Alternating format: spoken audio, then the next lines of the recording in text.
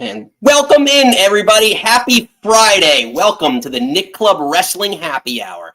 I am one half of your host and virtual bartender, Mr. Nick Teodoro. Joining me, as always, is my tag team partner in life, my wife, Miss Nicole. Nicole, what are you having this evening? Oh, you know me, the usual Tito's, cranberry orange juice. Mr. Nick, tell the people what you're drinking and our 3 things for the show.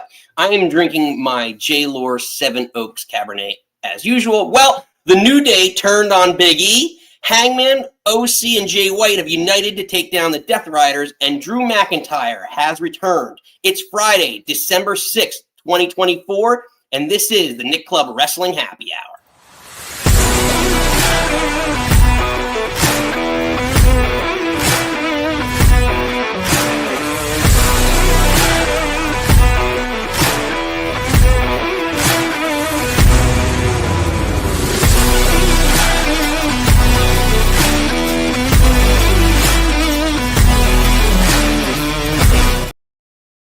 Welcome back in, everybody. Happy Friday. If you're a regular here, we love having you. Hit the old like and subscribe, the old Samoan spike on the like.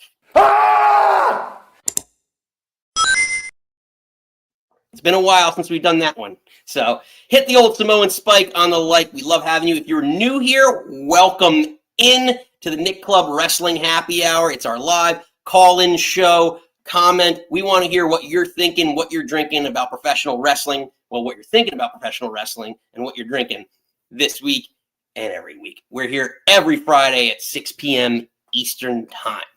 But as we start, let's kick it off. Nikki, we always like to open it up. But before we kick it off with our first initial section, it's been a week. Nikki, any thoughts? Well, it's been half a week because it's been. Where are you going? Any thoughts on this week in general? On this past few days of wrestling? Now? Well, just all right. Sorry, I messed up the intro. You're throwing me off. I'm throwing her off. She's not used to it. Let's kick right into Nikki's news.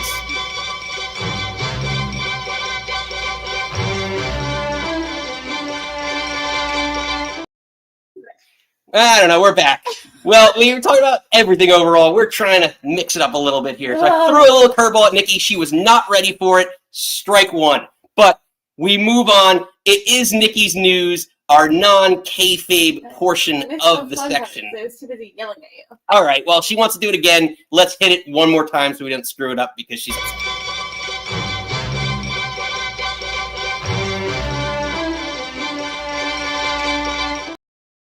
Happy wife, happy life. Nikki, let's get into it. What are the big non-kayfabe stories of the week? Well, over this past week, Netflix and WWE had their big coming out party.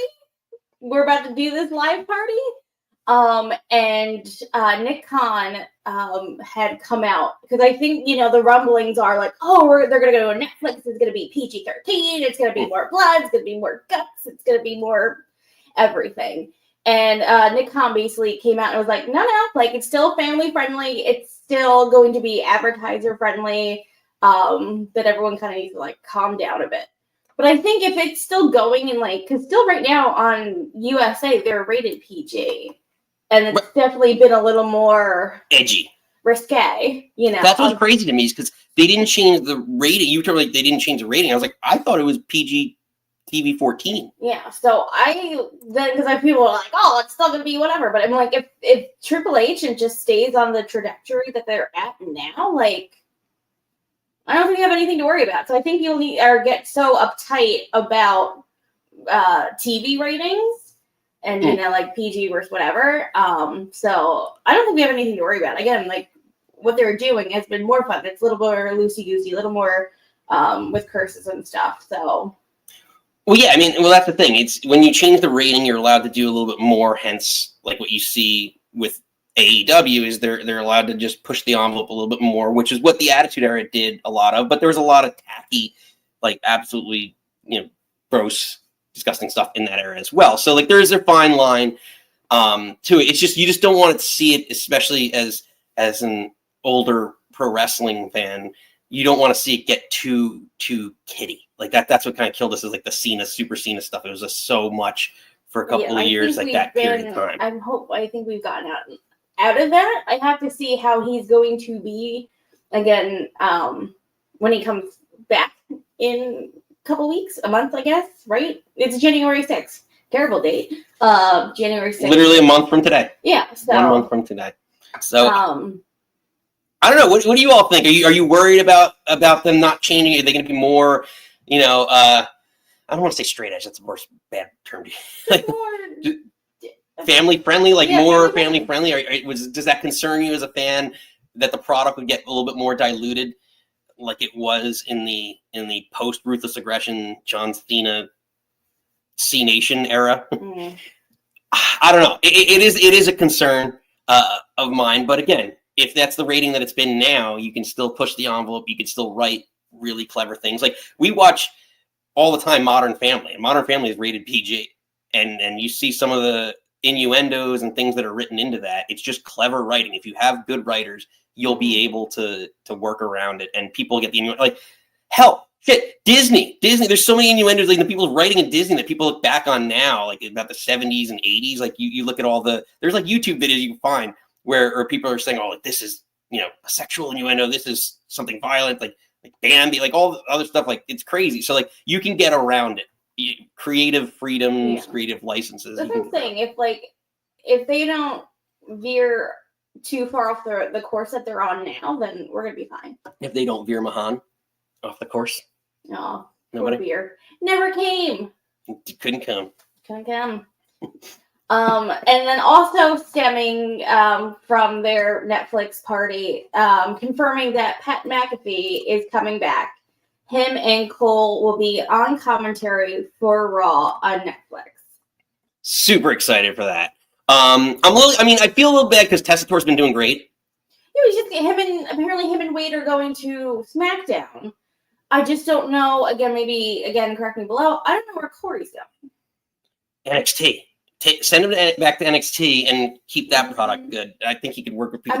Unless he's going to like the rumors of him wrestling. There's also rumors that Wade is supposed to wrestle. So if you rotate Wade and Corey, maybe you can put either one of them back on NXT and get rid of Booker T. I can't stand him on commentary. Vic Joseph and Corey already have a history. So did him and Wade for a very long time before Wade came up to, Maine. But I think Pat kind of gets like a shitty rap. I do think he brings a lot to commentary. I think he reinvigorated Michael Cole. I think we get best Michael Cole out of him. The two of them are just so excited and jump up and down together. So Michael Cole's getting his bestie back. No, I agree. He definitely reinvigorated Michael. I think towards the end of it, latter month, you're like, okay, it's a little. People think that the 3 hours is too much of Pat. That maybe he is better on SmackDown because SmackDown is 2 hours. But maybe if he, if Pat brought so much out of Cole, then Cole has to kind of return the favor and maybe reel him back in a little bit. Yeah. Or, because I feel like he gets blown up by the 3rd hour. Yeah, because he's so much. Yeah, so it's got to kind of pace yourself, not, just kind of rein it in a little bit so you can last. I don't know. What do you all think? Are you excited to see Pat back? Do you like the commentary team the way it is? Do you want to just see its status quo? Yeah. But again, I do like Tess, and I really do love Corey. And I'm a little sad that, again, I do really like Tessador, but I do think Corey didn't get a fair shake at being lead. But yes. Jenny Oxton, welcome in, Jenny. Yes, she loves Pat.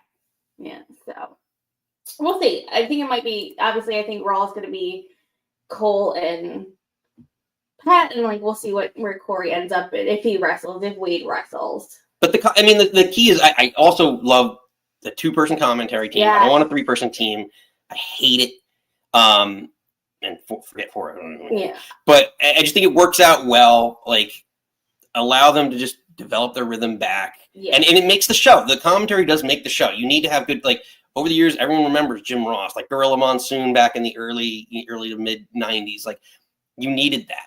And that's what makes the superstar. It's like, and then the color person just really details further what's going on, what in the mindset of the wrestler. Like, that's what Wade, Corey should do really well, So it's exciting to see. I agree with you, making sure, because, like, I say this all the time on our show, like, whenever going into the pay-per-view, like, now we're in kind of Rumble season, I do go back and rewatch every single Royal Rumble starting, 88.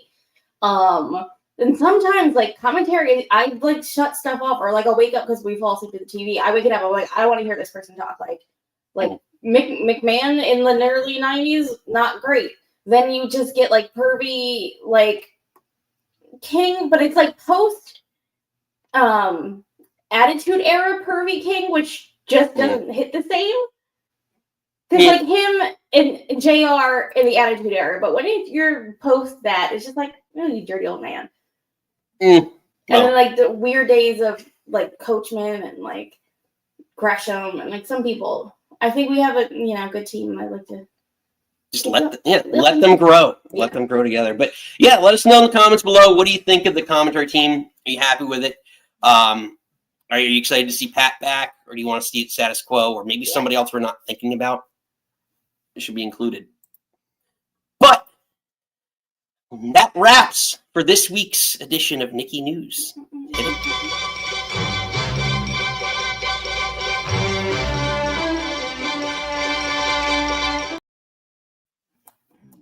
All right, Nikki.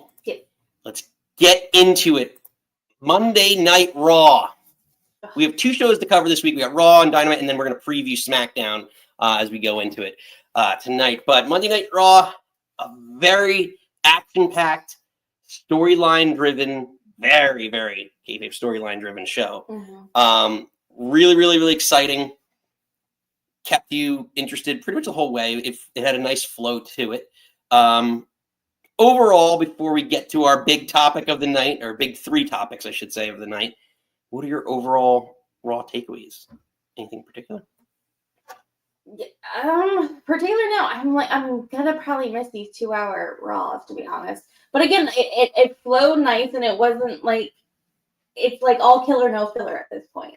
How I feel with the 2-hour Raw. Again, just we're kind of moving. We're just kind of getting on the road to WrestleMania, and again, Punk, pointed to the imaginary sign that this is going to be setting up the next 4 months of what we're going to be watching. Yeah, all the seeds are. I feel like heel turns, face turns, people coming back. I know there is a lot. It's the season, kid. Tis is the season. Well, tis is the season to turn. Because we saw a return, but we did see a heel turn. We saw the return of Big E. I think there's only one song to describe this, Nikki. How about a little Amy Winehouse? I knew I hadn't met my match, but every moment we could snatch. I don't know why I got told that it's my responsibility. You don't owe nothing to me, but to walk away, I have no capacity. He walks away, the song goes down, he takes it, I come, and in your way, in this blue shade, my tears dry on their own. His tears dry on their own. Big E returned. Nikki, the new day. A new sun rises. A new day rises on the new day. I know, no one wanted this day. I think, I did not see this coming. And I think a lot of people were just like, again, like, what's this going to turn? And Kofi's trying to do whatever. Or like, I did not see the 2 of them turning around on Big E and gaslighting the fuck out of him. This was so incredibly sad, but so incredibly well executed. I know people were comparing it to the Festival of Friendship. I personally think this is probably better than the Festival of Friendship because I feel like you knew either one of them was turning on each other. But I did not see the 2 of them like, we did this for you, Biggie. You forgot us. You put me before we. And you're just like, whoa. And he's like, so you broke your neck. So what? And you're like, This is Biggie we're talking about. I love him. The broken freaking neck. I know, and it's just like, oh, this was so like, I don't know. I want to give like props to like Triple H or whoever was producer on this. Like, I know like the wrestling podcasts that I listen to and Sapp are like, no one saw this coming, and I think that's brilliant. Like, chef's kiss to that creative team, and then all three of them, because like Big and like you saw when he's up the ramp, like his face is all wet, like he was crying. I feel like Woods pulls it off a little better, like the being mean, because he scrunches like his like brow furls, and it's just so good. This was incredible. Oh, so sad. I just want to hug Big E and make him cookies. But again, that's what you wanted. You wanted when they come out next week, they're gonna get so booed. They are. But I know one person that is really, really upset about this. Because I know someone who can intervene in the storyline. They're not currently signed to WWE, but with the crossover with TNA, could show up. It should have been me. It should have been me. It should have been me. Should have been Dolph Ziggler to turn. He should have had the shot. He should have been able to turn. No one remembers Dolph Ziggler? No, I get that whole storyline. I don't get what that has to do with this. It should have been him. Poor Dolph You are Ziggler. all over the place today, babe. Hey, these are drops. We're throwing new drops in every day. Oh Lord. But yeah, no, and then like when we were watching this live, you kept saying like, is I don't know if this is one of your questions. Am I skipping the storyline? Nope. But like, is Big E gonna be cleared? Is this gonna be, if he's cleared again? They hammered home like you didn't have to get surgery done. Yeah, you should be fine. Exactly. Stone Cold, and then Stone Cold, Kurt Angle, Edge. They didn't bring up DB, or I guess Bryan Danielson. Like Lita, like. Yeah, like all this talk about him and his neck injury leads me to believe that he's cleared. I don't think they would do all of this if he was not cleared to wrestle. And to me, him returning and them furthering this storyline with the heel turn of both Woods and Kingston leads me to believe that Big E is cleared. Because my question is, he comes out and says all this stuff, and he's like, "I'm going to be with you, until I'm ready." Why wasn't Big E not managing the New Day the last few years then, if that was the case? Yeah, I think that's kind of what their point was. Like, where you could have done this the whole time. Right. Where were you? He was trying to get back and do whatever. So that leads me to believe him being back on TV now in this capacity, I 100% believe Big E is cleared to wrestle, and we're going to see Big E probably. I'm going to say he comes in as a surprise entrant in the Rumble. To take out one of them. Yeah, one of them, if not both. And there's rumors I could see a triple threat, but that doesn't make as much sense. Like a 2-on-1. Yeah, or he finds some partner. I don't know who off the top of my head. His face? So descriptive. And they're Biffles in real life, and he's from NXT. He has a wrestling school with Sean Spears. He's blonde. Prince Pretty. What is his name? Oh, I know. Oh my gosh. Oh my God, I'm screaming. Where's Seth? I know exactly who you're talking about. Oh my God. He's like it's on the tip of my tongue. He was with Fandango? Yes. Gorgeous. I know his Twitter handle. There we go. There he did. Why was that not coming out of my brain? I could sing his entrance. Not in my brain. That would be like the only person that would kind of make sense, because him and I was going to say Austin Creed, but him and Woods are, Biffles off stage. But I don't know if you can really inject a fourth person into this. Like a handicap would make sense. Unless he beat up one so bad that he would have, he took out Kofi and Kofi couldn't wrestle. And it was like him and Xavier gets this big Mania moment. Because I think it has to be at Mania or bust. If they're going to do it now or this year or the next 4 months, and hey, you have to get, and all of this is to get Big E over again?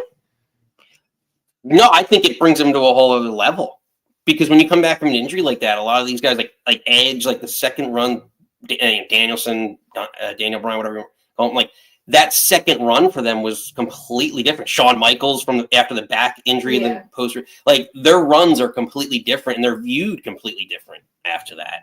So I really think that he could really, like, to me, like when he won the belt, I was like, oh great, like I know everyone loved him. He was a great locker room guy. He was funny, like, but to me, I was like, like okay, like he deserved it, but it was kind of similar to Priest. It's like they say that he deserved it, but to me, he wasn't over enough to be the champ. Now he comes back. He's done a lot of stuff in the periphery, in the backstage, segments, the pre-shows. You see more of his personality. Now he's worked his way back. It brings another layer to story, like just like Roman, the leukemia, like twice. He came back as a bigger star than he ever was, and I think there's like it's a whole other level to like people know the non-kayfabe stuff about you. And now you come back, like it brings a whole other level to your passion and why people like you. And that's what people want to see. Like people hate, how many years did people hate Lesnar because they're like, he doesn't like wrestling. He doesn't want to wrestle. Like, but we love the wrestlers are endeared to us that we know love it. And like look at Matt Cardona, Zack Ryder. Like everyone knew, like he blew up on the indies because of that, his show, right? His virtual show, because he's just his love for wrestling. And he wasn't over in WWE. I feel like that's what got him super big. What's it? I forget what he called the. No, I feel like you're combining 300 things right now. What got him over in WWE was his YouTube show, The Z Hollywood Story, when he would just be on, Long Island, Staten Island. Yeah, I think I whatever Guido Island he was from. And I think actually him getting over on the indies was playing up that he was the ex-WWE guy. And then he turned into the King of the Death Match and like completely reinvented himself. And that's we'll get to that later.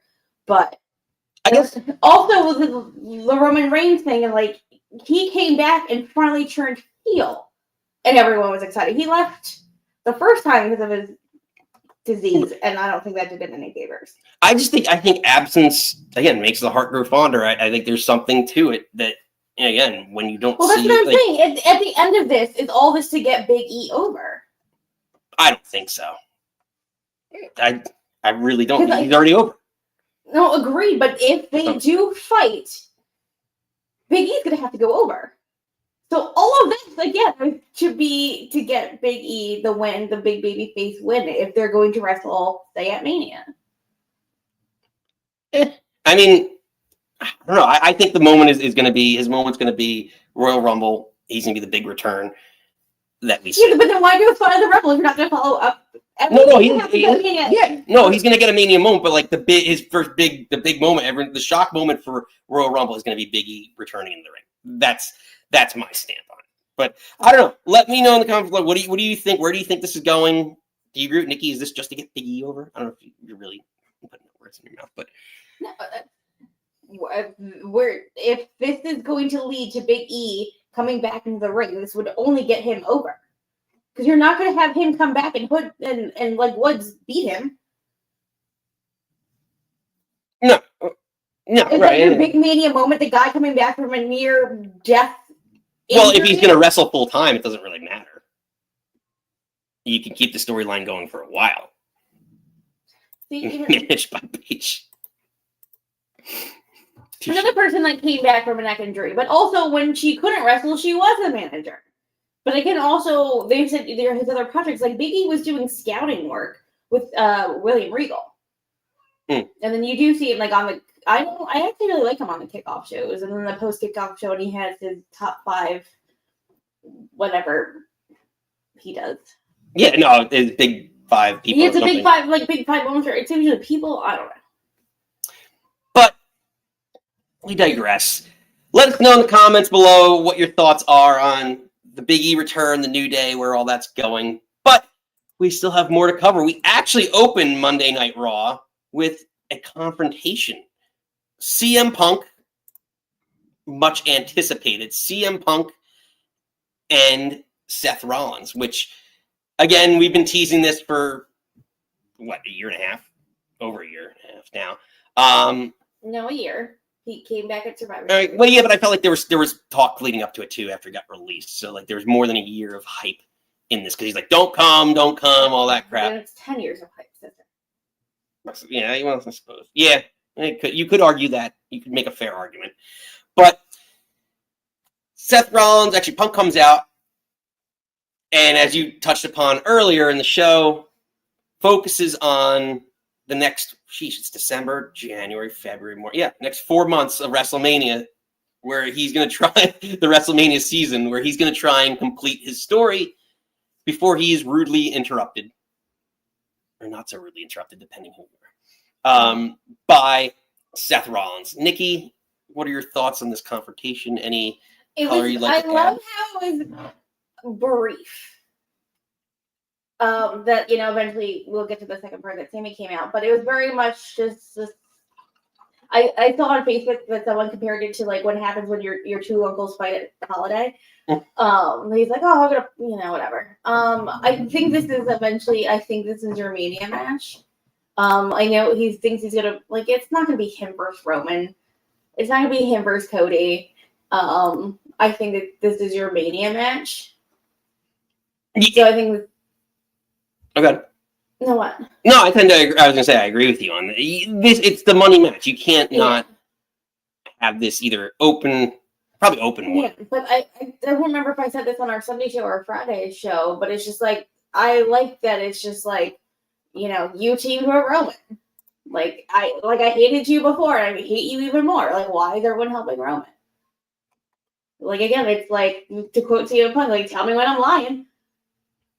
Well, that's the thing. There's different layers to it. It's like the enemy of my enemy is my friend, and if you're aligning with my enemy, then you're my enemy, and that's kind of the idea. So basically, this ultimately, which I love actually in this segment, Punk, and it's a great point. Punk's just like, whatever it was, when our last interaction 4 months ago, you had the world title. I was interested in you then.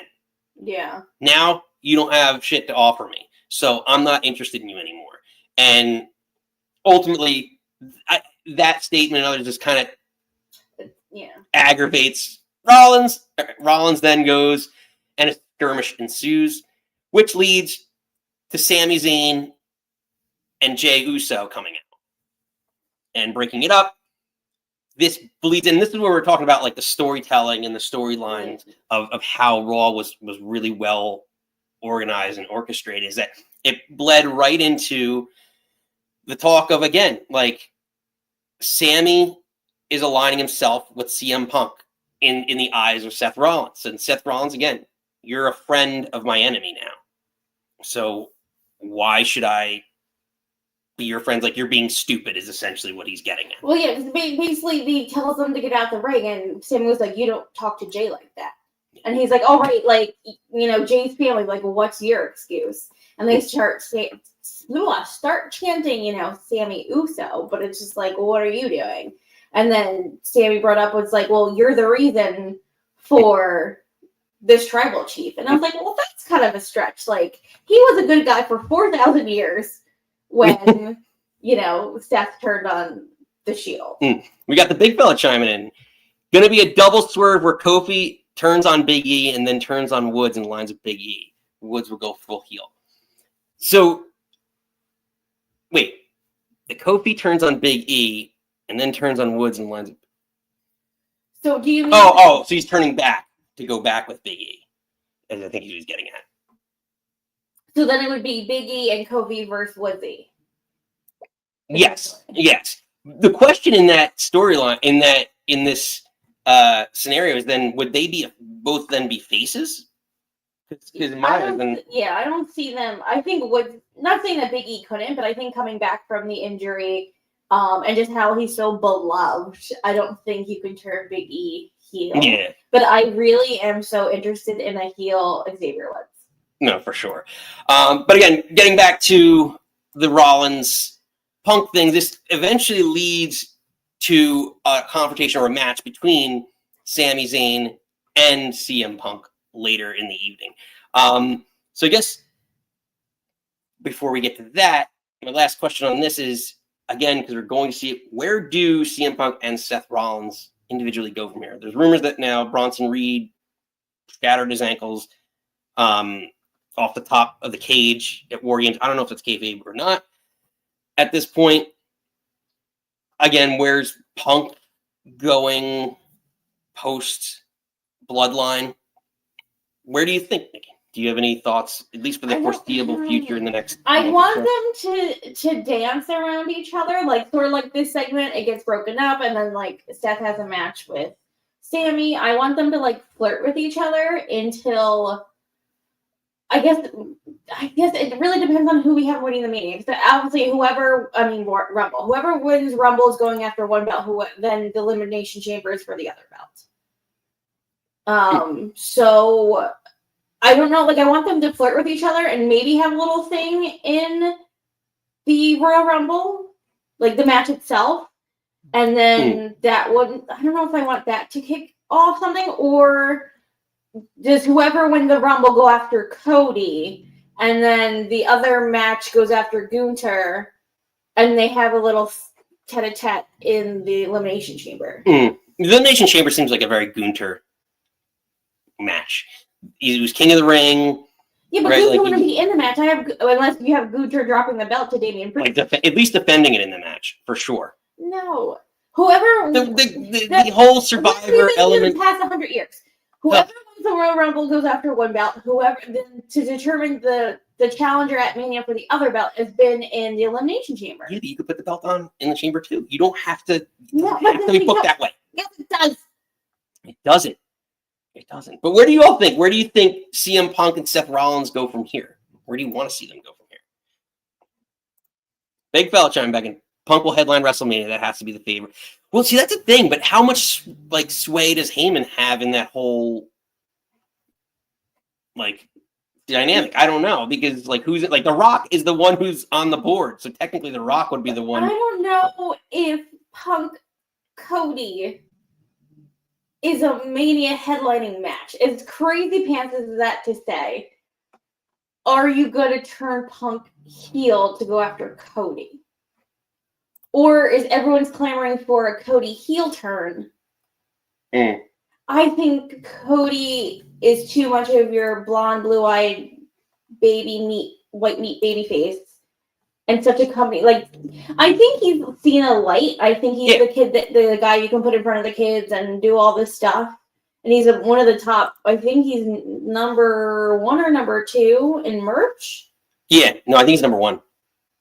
Unless like Roman's 1 and he's I think that they did Coach Hall did like a countdown of it. The stats came out. I know like Jay's like number 5, and everyone thought it was crazy pants that he was number 5. But I don't know. I don't know if, I guess we'll have to see how it goes. I don't know if Heyman has the pull to get a legit, like, and that's the thing, like, Punk, one of the reasons why he was upset and took his ball and went home was he wanted that main event spot. And now you have WrestleMania, again, it's 2 nights, but it was always like, we have like 3 main events, and it's like, whatever, like, he wants to close out the show, and I don't know if Heyman can give him that. Fair point. Well, Josh, the voice, regular of the show. Not trying to be that guy, but I don't need CM Punk or Rock or Cena in my Mania this year. See, I think I need them in Mania. I think there's such a draw, but maybe not the main event. Yeah, I was gonna say, like, I want CM Punk at Mania. The other 2, take it or leave it. Especially The Rock. Notorious, not a Rock fan. Find it my Mania, not my main event. Yeah. Fair enough, but and I'm saying this now, I don't want Roman in my main event. What has he main evented the past 10 WrestleManias at this point? Yeah, that's true. Okay, not in WrestleMania 30. The Shield opened, I believe. It was the Shield versus the Outlaws, right? And somebody else. I remember just Dina falling. But it's been, he's definitely headlined at least 4 or 5. I'm kind of over the Roman train. Again, like, he didn't really disappear long enough for me to miss him. But he was also off TV all the time. I don't know. I just want something a little different, and I want to see Seth Punk. I think that's an opening match. I don't think that's closing. Well, I think whatever Cody's is one night, whatever Roman does is one night. Whether it's kind of like last year, if there's like a tag team that's like mixing everybody, and then like the true. Because honestly, to me, Sunday night is the true main event. Whether that's the night 2, yeah. I agree. So we'll see. But speaking of the main event, that was just part of the show that opened the show and led into the main event, where we saw a return the Scottish psychopath Drew McIntyre. has returned to WWE. Nikki, we like to play hit after hit. How about a little 80s? How about a little White Snake? Here I go again on my own, going down the only road I've ever known.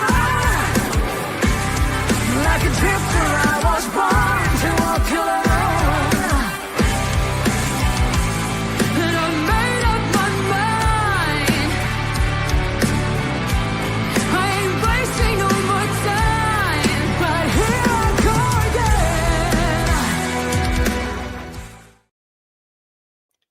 Drew McIntyre is back, Nikki. I want you to dance on the car now. Hose or whatever. No, it's just like, isn't it Tony Katane just like dancing all over that car, like rolling all I'm over pretty. it? I'm pretty sure. I don't Pretty know. right. I wasn't around watching the music videos in the 80s. I Oh. haven't. Well, neither was I know that. Well, Anyway, I don't know. We grew up very different lifestyles. we really did. I was a Two different feral sides of the tracks. I was a feral child. Any losers. So Drew's back. Taking out Sammy.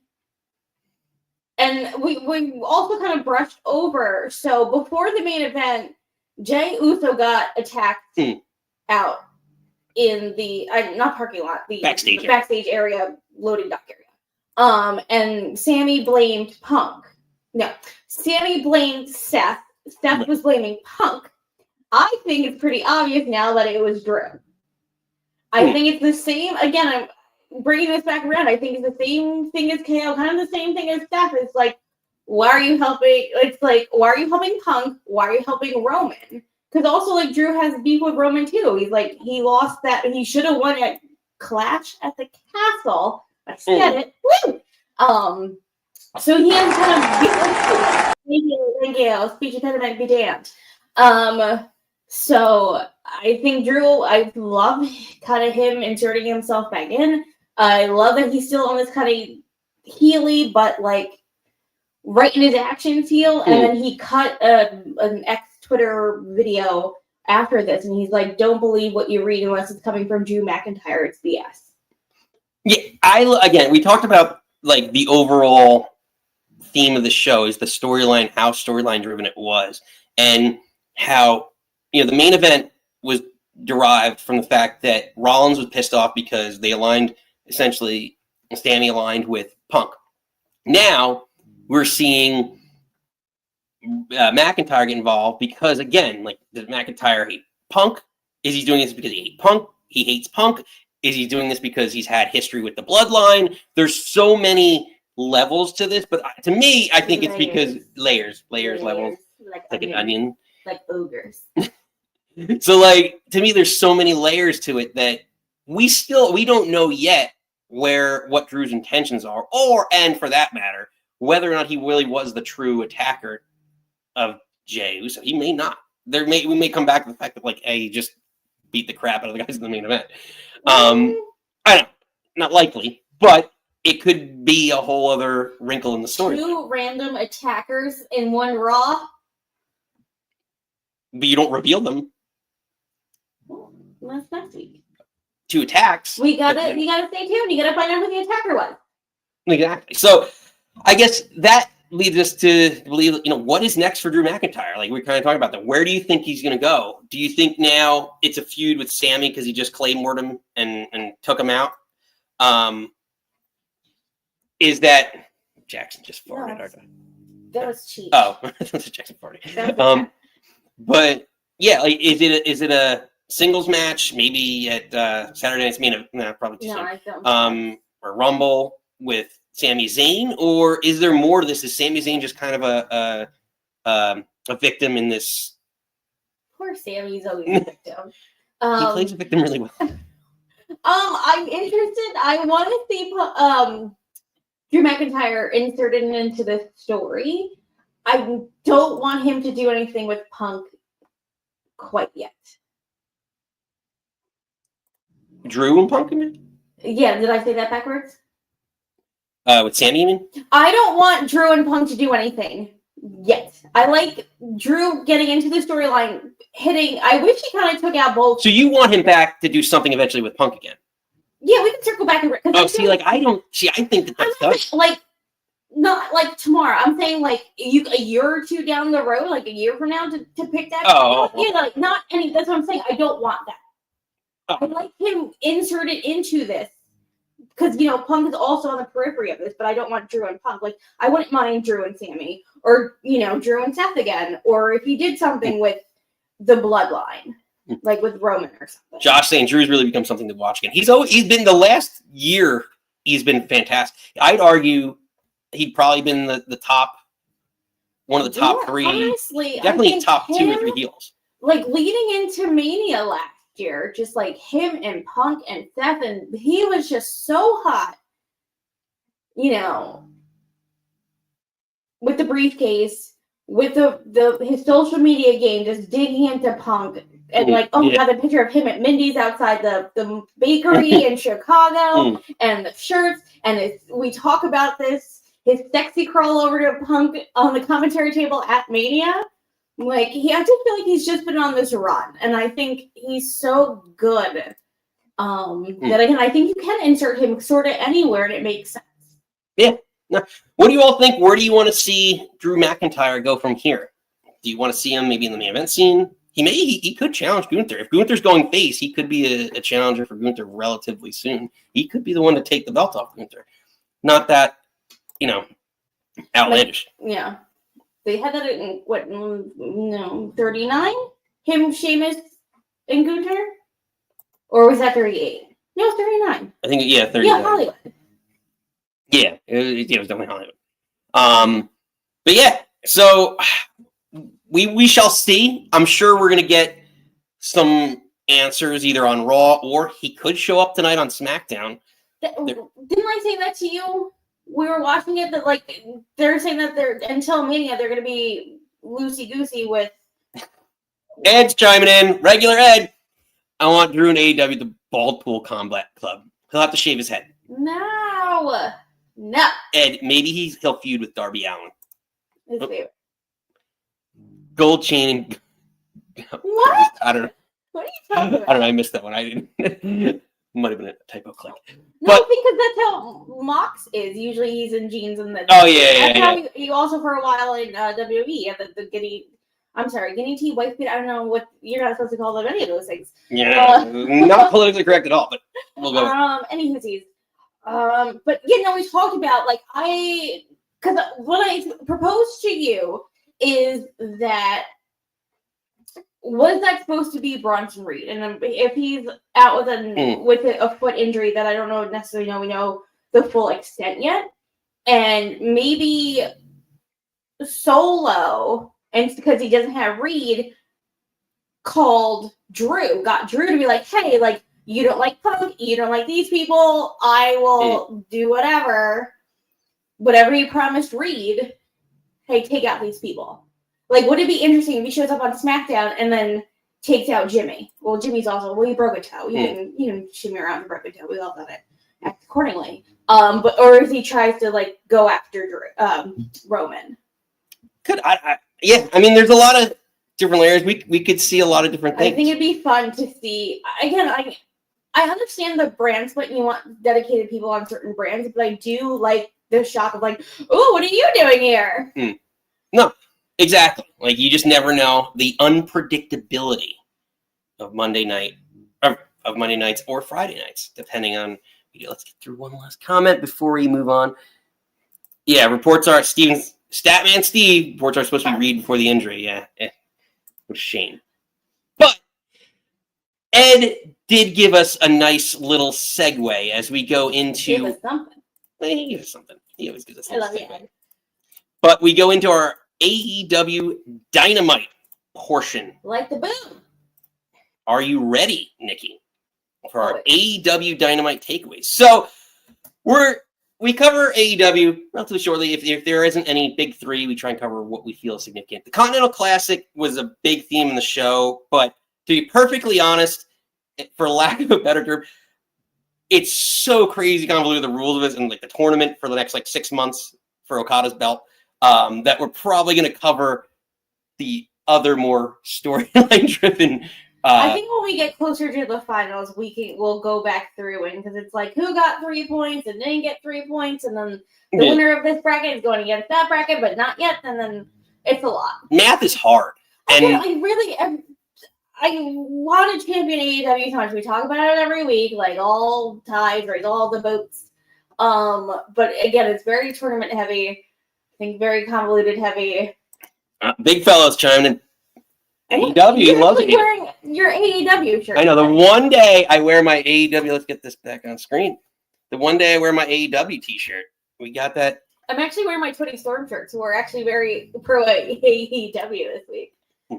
Javier likes the classic somewhere. Welcome back in, Javier. I like the tournament. I the round robin. I get what they're trying to do, but I think for us right now to go through it on the show again, I agree, fella.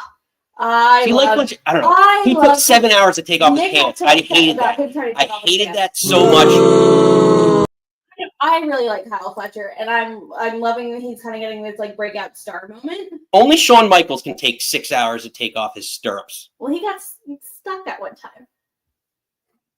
Well, yeah, because zippers are tough.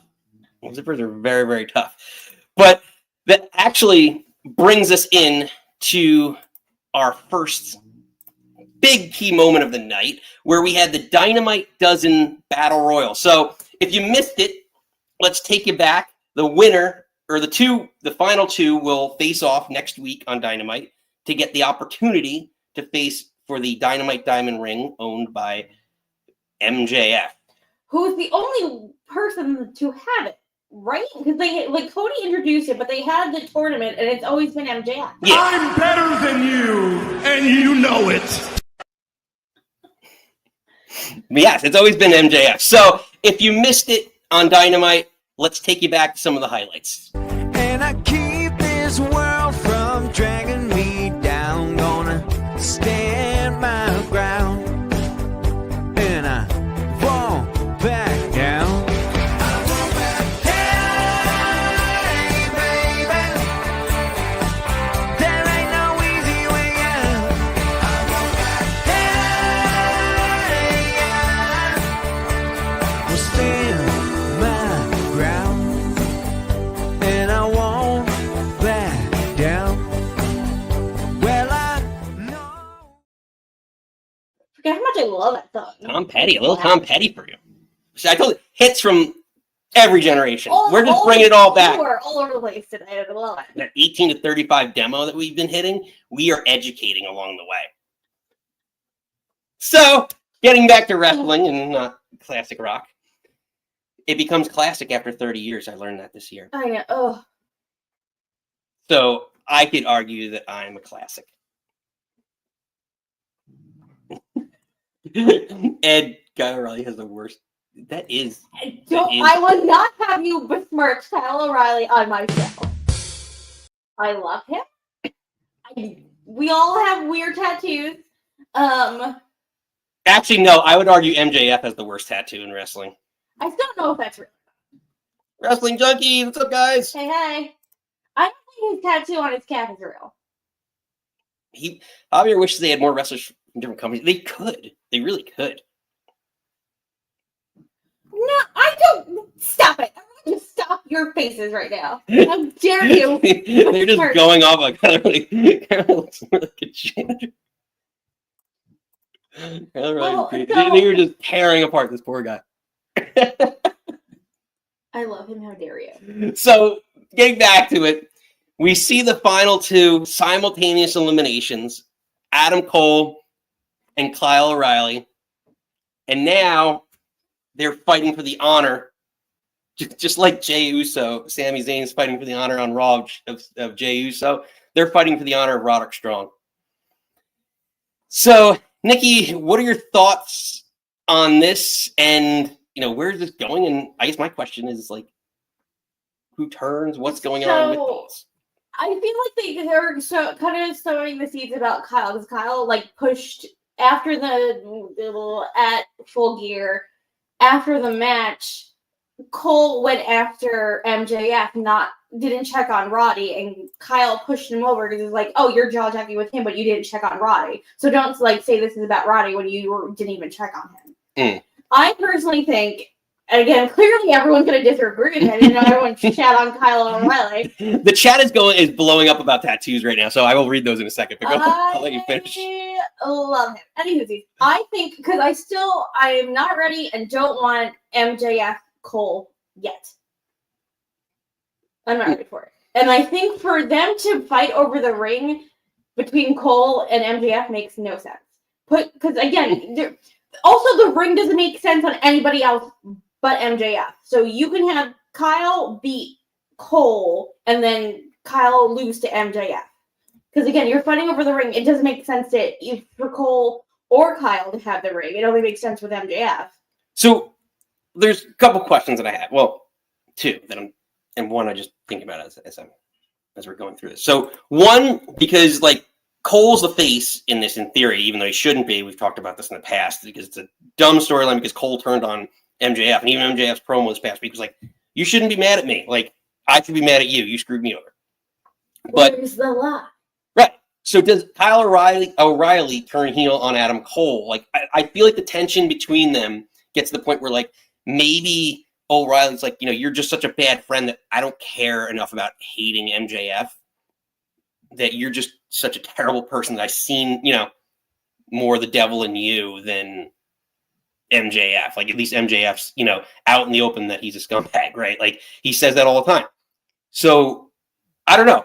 Could we see Kyle O'Reilly turn on Adam Cole? Do you all think that's happening? Nikki, do you? Again, our weekly battle about heel versus faces. Like, I don't necessarily think Kyle has to turn heel to fight Cole or beat Cole. Or does MJF maybe even interfere to fuck over Cole? Yeah, he could. The other element of this too is, as I was just thinking about this, is like, again, because we know how Tony loves to infuse real life storylines with everything. And I didn't put this up in my headlines, but like, could there be some twist and turn where we see Britt Baker in this story? Oh, I would hate that. I would hate that so much. That's right. Tony aired the backstage fight of CM Punk and Jack Perry. You don't think he might go to that level and be like, "Hey, let's..." Because they proved that CM Punk was right. That did nothing.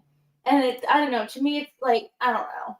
But I could totally see apparently the breakup was amicable. I don't know. If it makes money and draws money, I would. What are you gonna do? Where Britt Baker and MJF are gonna make out? Like, what if he? Well, Lana made out with Lashley in front of Rusev like 16 times. Yeah, because Vince McMahon made them because he's a gross person. Ed says it's a dumb story from. Wait, hold on. Let me just get that right. It's a dumb story from bad creative. Ed, since you're saying it, let's do it. What? From the bottom of my heart, man to man, fuck your story. Yeah, I'm not saying it's great either. I just think I don't want, again, I don't want to see Cole MJF yet. You're fighting over, stop fighting over jewelry. A ring, the friendship bracelet, a necklace, the Ulafat, like, stop it. Stop fighting. Ulafat not jewelry. I don't consider it jewelry. It's still a thing that you wear. It's still a lot. Like, what's happened too much lately? I don't know.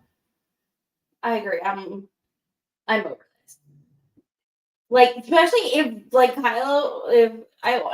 Kyle O'Reilly does not win, then I don't care. I don't want to see Adam Cole versus MJF. Like, I don't care.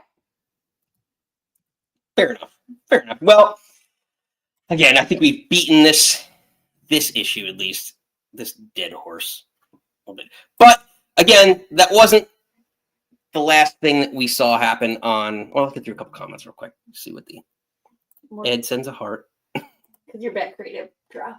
Oh, yes. It's dumb, yes. Steven says Black Adam would know from bad stories. Yeah. Fair enough. And Javier says Kyle will not win. Yeah, so then you're going to have Adam Cole versus MJF to fight over a ring. Cool. Pretty much. Yeah, Well, that's your big storyline. The whole devil thing. Your two hottest stars breaking up with each other, and you're gonna fight over a fucking ring. Go, Tony, go. yeah. Well, We have to stop talking about Kyle O'Reilly. Yeah. we are done talking about Kyle O'Reilly's tattoos. If you want to talk more about it, we're going to open up the phone lines shortly, and you can argue about his tattoos and who has the worst tattoo in all of professional wrestling. But we move into what was the latter part, wasn't the main event of Dynamite. But, again, we led with it at the beginning of the show. We're starting to see the AEW roster unite against the Death Riders, where Orange Cassidy, Hangman Page, and Switchblade Jay White got united to get a little bit of their revenge against the Death Riders, against the wanted man, Jon Moxley.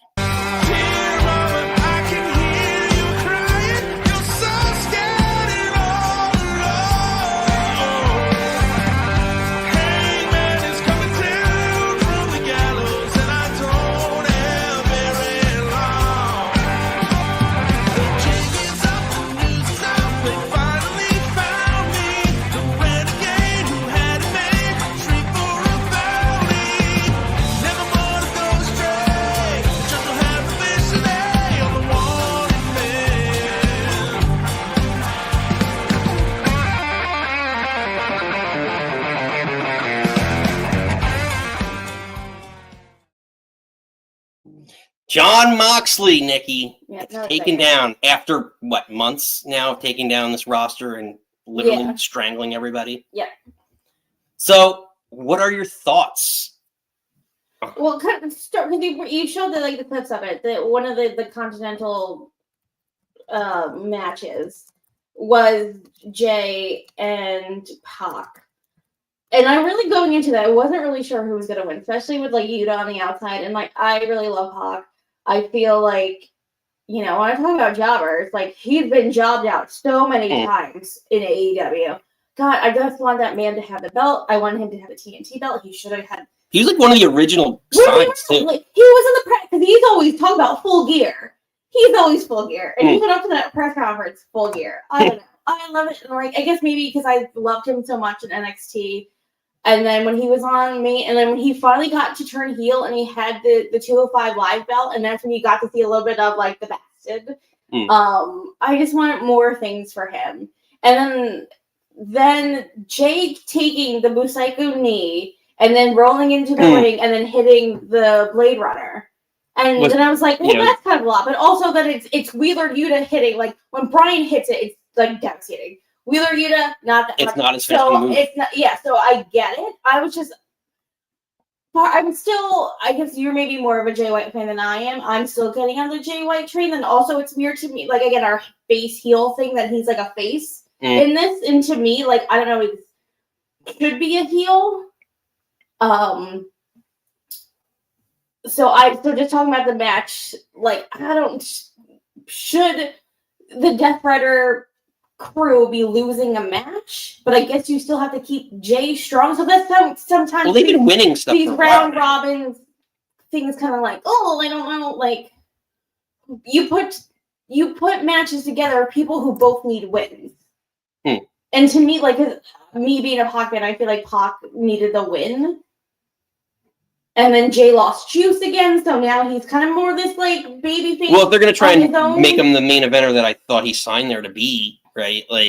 That they signed him to be, then yeah, this is an opportunity to do that with Jay White. So Jay wins. Then of course everyone has to get involved, and then Marina gets in the ring, and Daddy Magic is screaming on commentary. And I was like, whoa! He's kind of grown on me. I like him a lot, but that I felt it was pretty aggressive.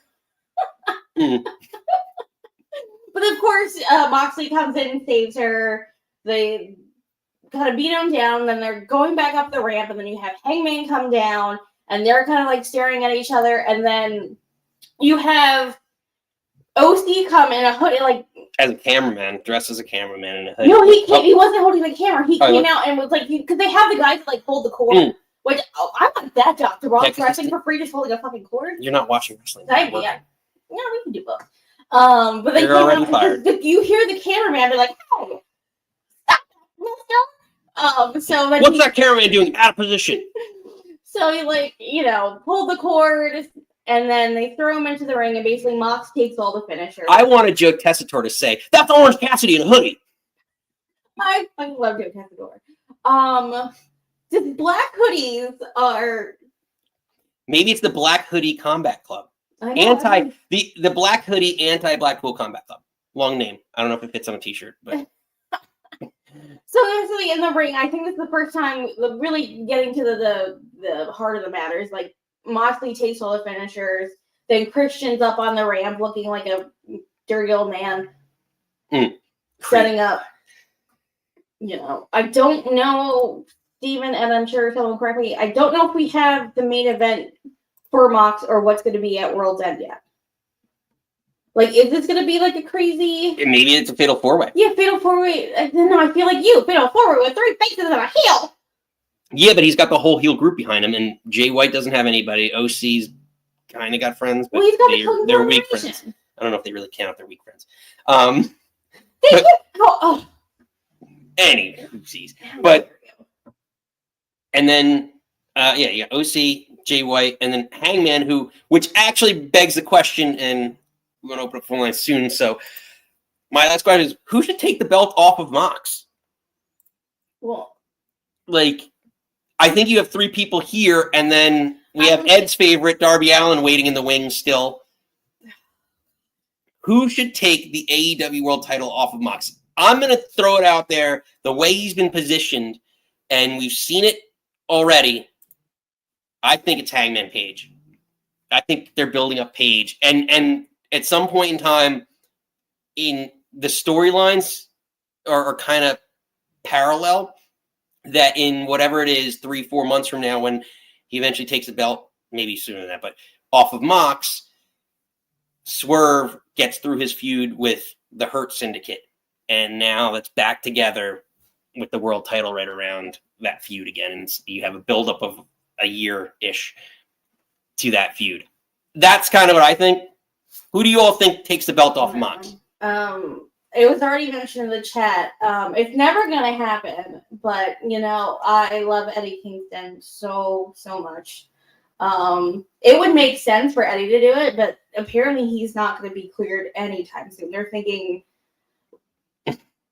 Not because May would be a year. They're saying it's going to take longer than a year. That he's had some setbacks, and he was tweeting something about blaming his insurance and doctors are being soft and blah blah blah blah blah. Eddie makes sense, but Eddie's not as a storyline wise, but match wise, I don't know. That's what Javier said in the chat. We need Eddie Kingston as world champion. Yeah, I want that. It's not.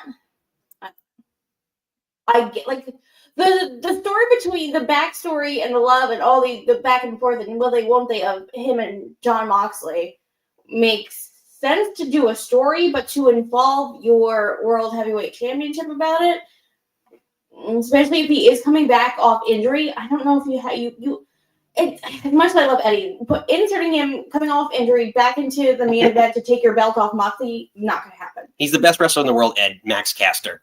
He's the best wrestler in the world. Oh, I hate Max Caster. Steven says they currently have no main event at World's End because why plan ahead? Exactly. Honestly, I would love it to be Kenny Omega. Ooh. Because you had all the shitty, the heel EVPs of the Young Bucks. Obviously, Cody's gone. Have Kenny Omega come back as this good guy, babyface EVP, saying I got injured, I had to get surgery, I came back. What did you do to my company? What did you do to our company?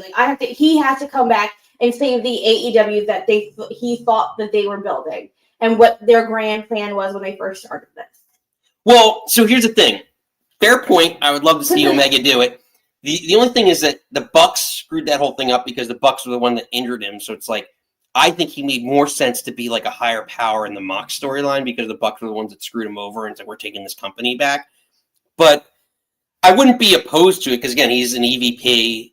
He is the main event talent at the company. It wouldn't be the worst. And, again, doing all the interviews that he's he's done and everything else, like, again, they always like to blur the lines between fiction and reality, kayfabe. So I wouldn't be shocked if that were the case. I just think Nikki just wants to hear this one more time. Mwah, and good night, bang. I do love Kenny Omega very much. But I guess like they were supposed to have those matches in January.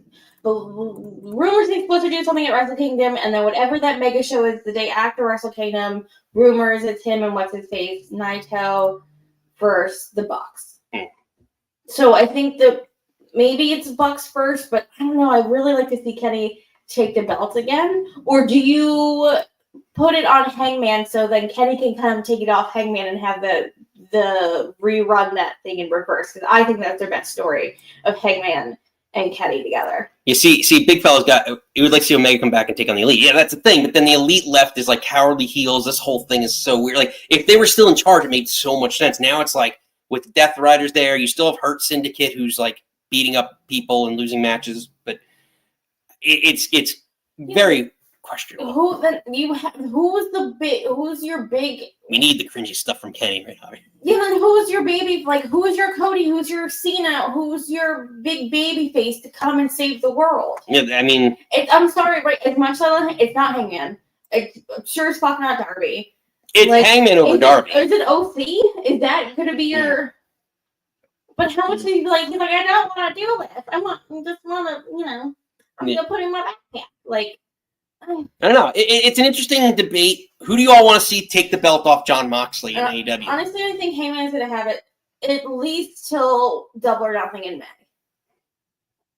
May. That's fair. But you think not Hangman? You said Mox. Mox, you mean? We'll have it until Double or Nothing. Yes, I'm sorry. There's so many names. There's a lot of names. There's a lot of wrestlers on the roster. Well, I don't know. We shall see. Jay White versus Moxley would be pretty. Yeah, they're gonna be great matches for sure. Mox is not losing that belt right now.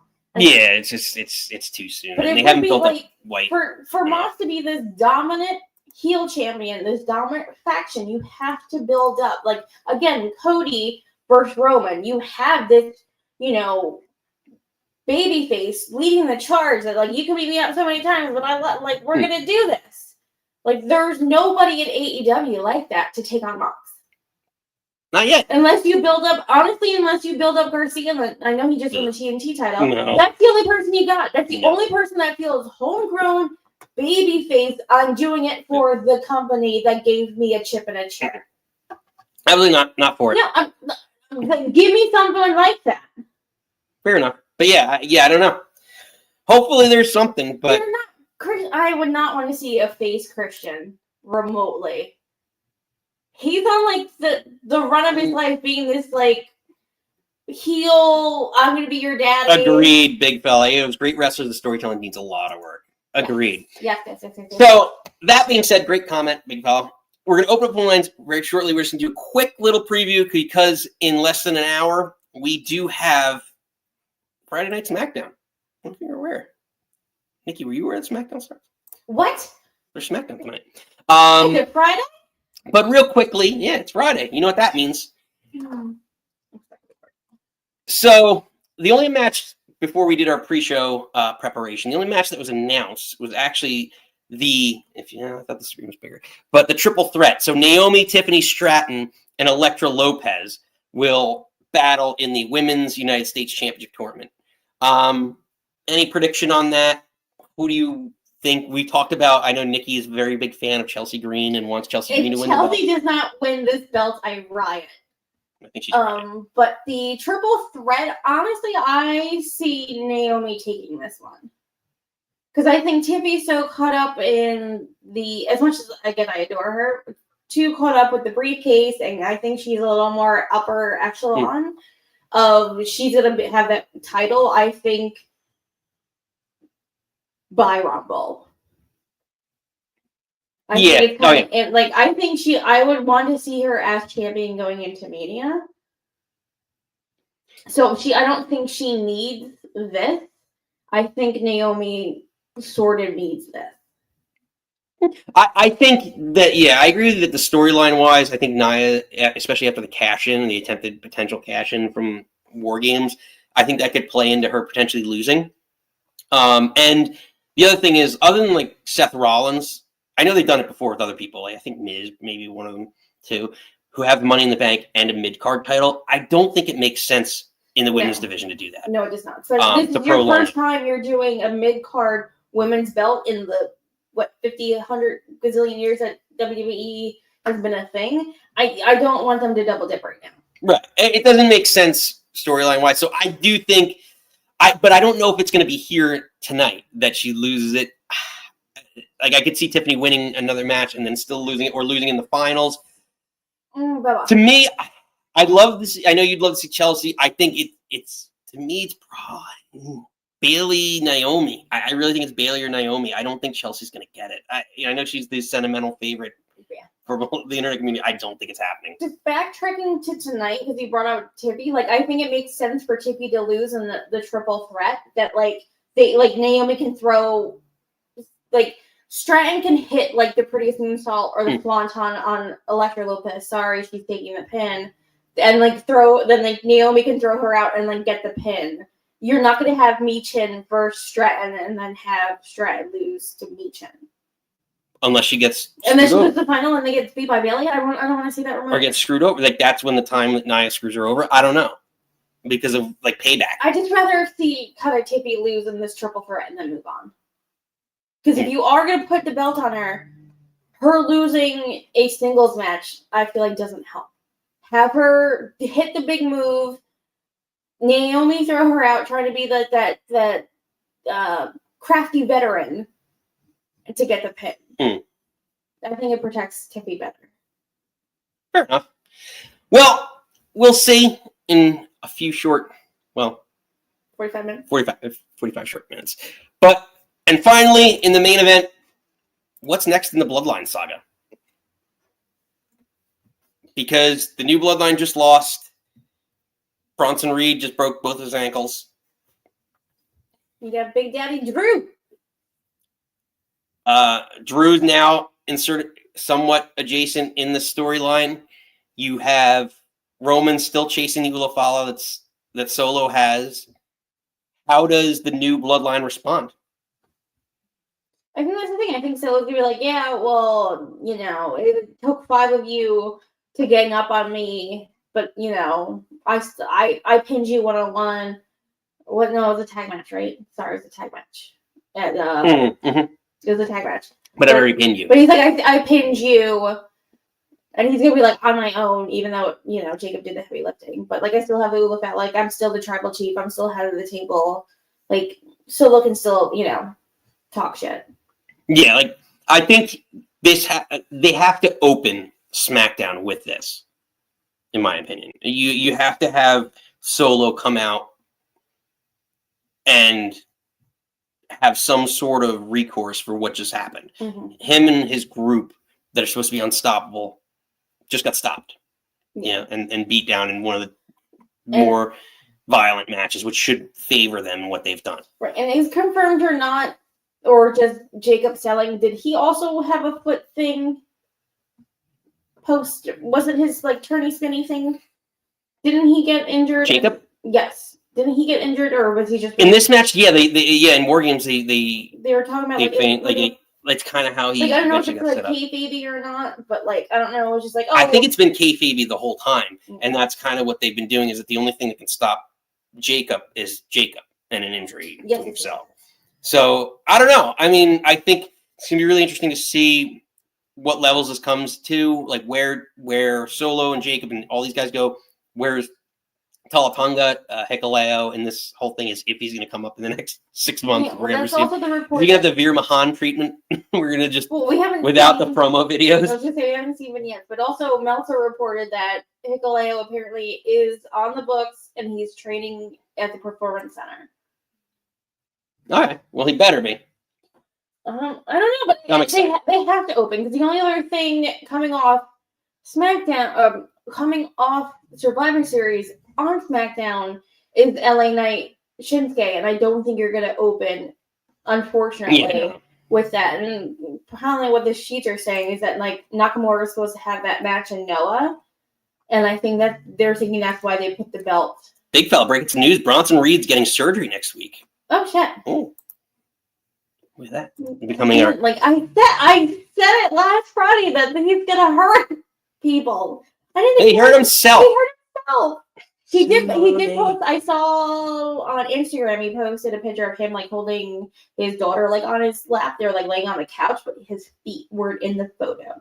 But oh, that sucks. I feel like he's kind of just getting like storylines to stick it to like get his teeth into, like the thing with Seth, and now being with the Bloodline. But stuff. they also do that with a lot of the big guys too. They keep them, like I said this last show, like they keep them off TV for a while anyhow, because eventually you start running out of like they have to be like this monster that gets destroyed, and they run through walls. They got to be off TV for a while, because sometimes you just book yourself into a corner because they're so big. You have to have some sort of destruction for them to lose, some crazy event that happens. But we'll see. So I don't know. Where do you think this all goes from here? Let us know in the chat below, or you can call in below and talk wrestling with us. So the phone lines are about to be open. It's in the description below. The call-in link, you click the link, mute your YouTube, because just like radio, you have to turn down your radio knob if you're around our age and you still listen to radio. Well, I guess radio's still on. Turn that down. It takes you to the StreamYard link. You pop in there. Type in your name, put your audio on, and then you chat wrestling with us. So, Nikki. Yes, sir. That being said, are you ready to open the Always. phone lines? Always. Let's go.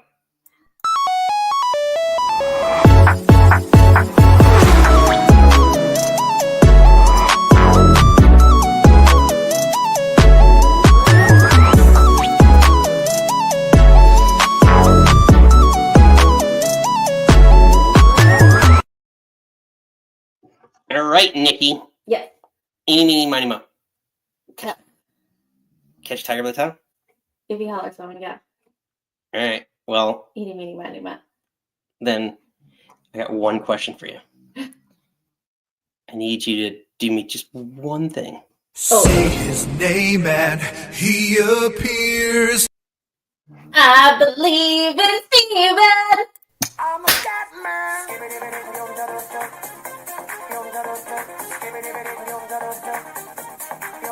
I'm a scat man.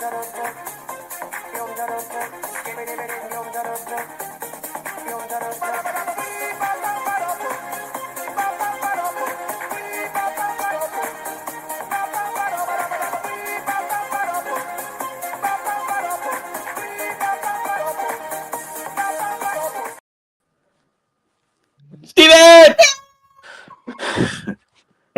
Good evening. Can we confirm one thing before we get into wrestling? Was I right that Tony Katine rolled around on the car for that White Snake video? As the resident old person, I can confirm that. Fact check. I Thank you. I saw that video enough times in my impressionable youth. Say it again. I said I saw that video many, many times in my impressionable youth. Yeah, she was not rolling around the car. Yes. How did Yes, I see he that video was. more times than you? What does that say about me? I don't know what it says about you. She Steven, was what's your wrestling stuff, wrestling? my wrestling stuff. Well, first, I'd like to say I think we had an MJF sighting in that my friend reported to me earlier in the week that they were filming Happy Gilmore 2 at his office. And now he's not a wrestling fan, but, you know, we still like him anyway. But I sent him a picture of MJF, who has a part in that movie. He said, that guy kind of looks familiar. I, asked to keep an eye on him, see if he sees a guy who looks like that hanging around the office. He said that not only did they close off the gym that was the part of the office building that they were using, but, no phones allowed because God forbid anybody spoil the plot points of Happy Gilmore 2. And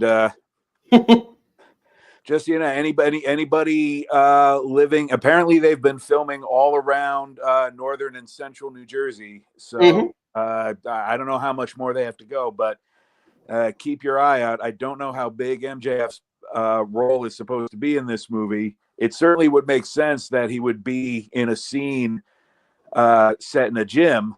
But just keep your eyes open for where they might be filming. I heard that isn't he supposed to be one of Happy's sons? No, I think he's supposed to. The rumor that I Or heard is McGavin's he's son. Shooter McGavin's son or grandson or something like that. But then nephew. also, does your friend work at Fairleigh Dickinson's? That they were also Really? they posted that they were filming at Fairleigh Dickinson.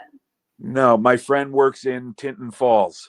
I forget Okay. the name of the company, but that's where he works. Well, Yeah, they've been all over the place because Yeah. they were in like Verona. Yeah, They live non-New Jersey people. Fairleigh Dickinson is Nick's alma mater. Actually, it's a university in northern New Jersey. Also, my mother's alma mater back in the day. Oh, goodness. Let's go. So, Steve, what do you got? What else you got for us? I am predicting, and I'll probably change this several times between now and then, that one of your main events for WrestleMania, probably night one, is going to be Punk and Rock and Roman. Ew. A triple threat. Probably, I could also see them adding Seth to that. I mean, Punk came back to have a main event at Mania, and unless he gets hurt again, it seems like that's what they're shaping it up to do. They're making a beef with him and Roman. He's already got real life beef with Rock, sort of, from years ago when Rock and Cena were headlining Mania.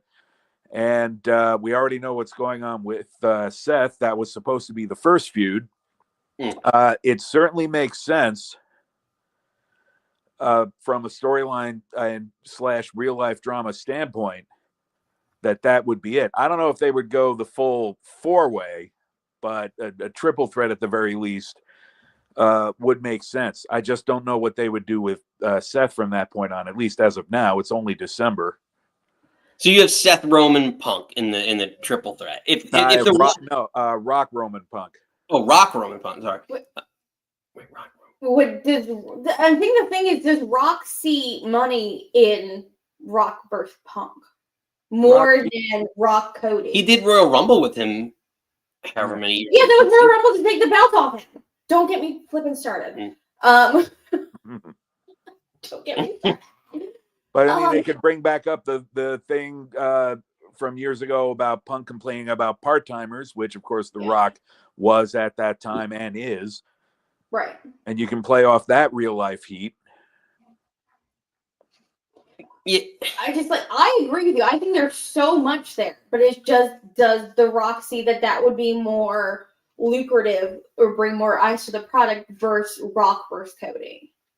Right, like just the one-on-one. I think to a casual person, would Cody Rock be more tantalizing than Rock Punk? No, I think they're going to be trending in the direction of Cody and Orton, perhaps, with maybe Cena in there too. Would not surprise me. Like a triple threat. I don't think Cena wherever the comment was earlier, like So worried that Cena Cena's gonna be like you could put that at a mid pay per view for Cena's last run to have him challenge for the belt, and it's a main event match because it's Cena's last ride. To me, that's like a backlash, insert your nation there. That I don't want to see Mania Cena belt. There does seem to be a push to get Cena one last title run to break the record. Yeah. And, why not at Mania if that's going to be his last Mania? But then he'll still have 8 months left. Then we need to fly in Jon Stewart. Yeah. He's the one that screwed him over. Yeah. For Rollins, right? Kevin Federline. Kevin K-Fed. Yes. Wow. He that's why we have he didn't like Seth, but he loved Ric Flair more. Crazy booking back in the 2010s. Fair enough. Steve, last shot before we let you go. Actually, I'm going to do it this way. Where's that? Last shot. Oh, a new thing. Okay. We got new things, new We've drops. got New so many things, Steven. It's amazing how this show has evolved in the year. You're an OG. You I know, Steven Steve, from you're earlier. the OG regular. Yeah, Like, how about I that? noticed stuff. Anyway, does And anybody else? wait till 2025 when you have a new entrance theme. All regulars for 2025 are getting new entrance themes. The show's gonna have a new entrance theme, and all of our regular callers have new entrance themes. Oh Yeah. gosh, my early Christmas present. Anyway, my final point is: does anybody else get very late period WCW vibes from watching AEW now? 100%. Yeah. I mean, they're starting to lose. I mean, it used to be they would just be behind basketball or baseball or whatever, and cable news in the ratings. Now they're starting to lose to actual regular shows. They came in behind.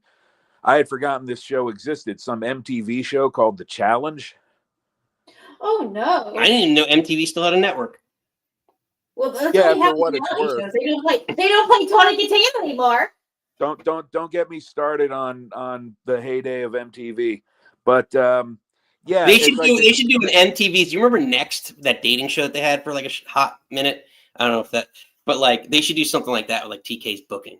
I go all the way back to Singled Out and probably before that. So oh yeah, Singled Out. Singled Out. Ed, the wife, and I used to wait for my parents to go to bed, and we would sneak downstairs to watch Singled Out because we were in love with Chris Hardwick. Wait, that sounds familiar. That name sounds familiar. Yeah, because it was first. Was it Jenny McCarthy? It was Carmen Electra, then Jenny McCarthy, or vice versa? No, Jenny first, then Carmen. Yeah. But we used to have to wait for my dad to like have enough beers, and we could sneak downstairs to watch Singled Out. Did you have a crush on him? Oh yeah, she was crushed. Yeah, again, 90s Chris Hardwick, not attractive, but we were in love with him. And then also the point of like sneaking down to watch MTV when you're not supposed to be watching this like very adult. Not like it wasn't even that adult, but like you know. In the 6+ years that we've dated, I've learned a lot about Nikki's taste and this is a new thing for me, and I'm really concerned. But anyway, yeah. And ask about us watching Singled Out. Unbelievable. But I mean, AEW seems to have no direction, no interest. They're treating people like stars who they still need to build up as crossover stars because they don't have anybody. I said this in the comments. They don't have anybody who they can quickly build up as this monster face character. It's not going to be Darby. It's not going to be Pockets. Oh, there he is. You found it. Yeah. Yeah. And, Omega maybe should be that guy, but he's had a few years and it hasn't happened. I mean, there just isn't anybody unless they poach somebody from the E at the, who's still at the height of their powers. And it's just not happening. And it's not Mercedes Moné. Yeah. And all that gets defended is, you hear, oh, but Wembley, oh, but 550 million. It's justified. Oh, cage match is another one. Cage match ratings. Yeah. Chris Jericho, I think. I want to see it succeed because, rising tide lifts all boats, right? It's for wrestling. And I don't know. I don't know. It just seems like, the tail end of WCW, the Vince Russo era for me right now, except without the really stupid Vince Russo characteristics. Fair point, Steve. Vince would take the belt off Moxley And put it on himself. Yeah, no, I'm saying, he would take the belt off. Yeah. I know he wouldn't have the patience. Like TK has a little bit more patience than Vince Russo did, but yeah, there is some eerie because everyone. It's like the WCW vibe, like late night. It's just they didn't build up. Right now, they haven't built up enough stars. The storyline hasn't. He's got such a great roster, but the story telling and the storyline, it's just not there. So I don't. Something has changed. I don't know if it's bringing in some more creative people. I don't know if what's his name? Oh my God, Zeb Coulter, whatever. Dutch Mantel is available. Guys like that, that maybe have minds for the business, that years of experience can come in and tell them, listen, this is what worked in the past. You need because I think you need someone to kind of just rein them in a little bit. But is that because you backstage you have Jerry Lynn, you have Dean Malenko, you have with certain extent mobs, you have Daniel Bryan back there. Like there are they had Jimmy Jacobs for the longest time. Like there's people back there, so I don't know if does TK have final say? Because again, early mock stuff. I'm wearing my the Tony Storm stuff was incredible. They have these little pockets of brilliance, and then you have dog shit, and you have to sift through the dog shit to find the good stuff. I don't think TK has final say. It seems like he has the only say. Well, that's the thing. You just need someone who's gonna, again, just say, listen, this is what's worked. You don't have to reinvent the wheel. Just continue to build things up. Sometimes just because it makes sense and it's predictable doesn't mean it's the wrong thing to do. You don't need to do a swerve just to do a swerve. And that's the point. It's if the story makes sense, Cody Rhodes, you didn't need to do everyone wants to see him complete the story. And look at how big a moment it was. And that was a money moment. That's all you need to think about. Yeah, just because these people were stars in Japan or stars on the Indies or stars to Meltzer or whoever, doesn't mean they're automatically going to be stars on American television. You have to build them as if nobody's heard of them. Exactly. And unfortunately, not to tell you else, Steve, that's they're not doing that. That's the exact mentality. It's 100% the mentality. You have you have a clean slate when you bring these guys and girls in and women in. I shouldn't say girls. Women in. You have the opportunity. Now it's on a fresh program. That's a whole new character, whole new opponents, whole new roster. Build themselves up. That's the idea. Steve, great point. TK struggles to build up stars, but we have our own stars here, and you are one of them. Number Steven. one, baby. Number one call sheet. Steve, you, sir, thank you. As always, Nighty you, sir, nighty night are cut off. Phone line still open. Let's get through a couple comments here. But that was a great call. He's a real ring-a-ding-dong dandy. Thanks, guys. I play that drop mostly because Nikki hates it. I think you do most things because I hate it. Most of the things on the show are just the organic reaction. Just her. No, Nia Jax, Chris Jericho. Which also we didn't talk about that Chris Jericho and Matt Cardona are... Finn Balor's in the chat. All rise for the Judgment Day. Bumblebee Tina. Oh yeah, it's you run that shit now, don't you? Or you're there's no leaders. What if you listen to Finn? Come on, Finn, call in. Everyone wins when we listen to Finn, right? Yeah, we want to listen to you. Let's listen. We'll see. Maybe if he has the whole Judgment Day behind him, maybe he'll call in. I don't know if he can do things on his own.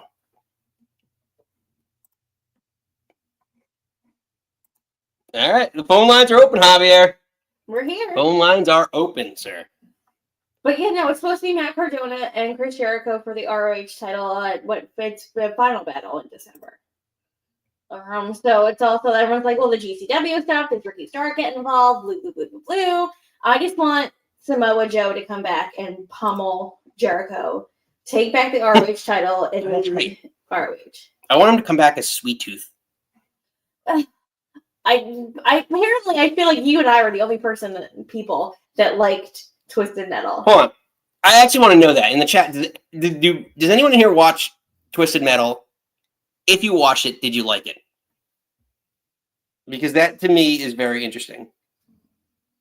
But yeah, no, he plays the body of Sweet Tooth, and in the acting, him talking to Anthony Mackie and what's her face from Brooklyn Nine-Nine, it's him talking, but then they dub over with Will Arnett's voice.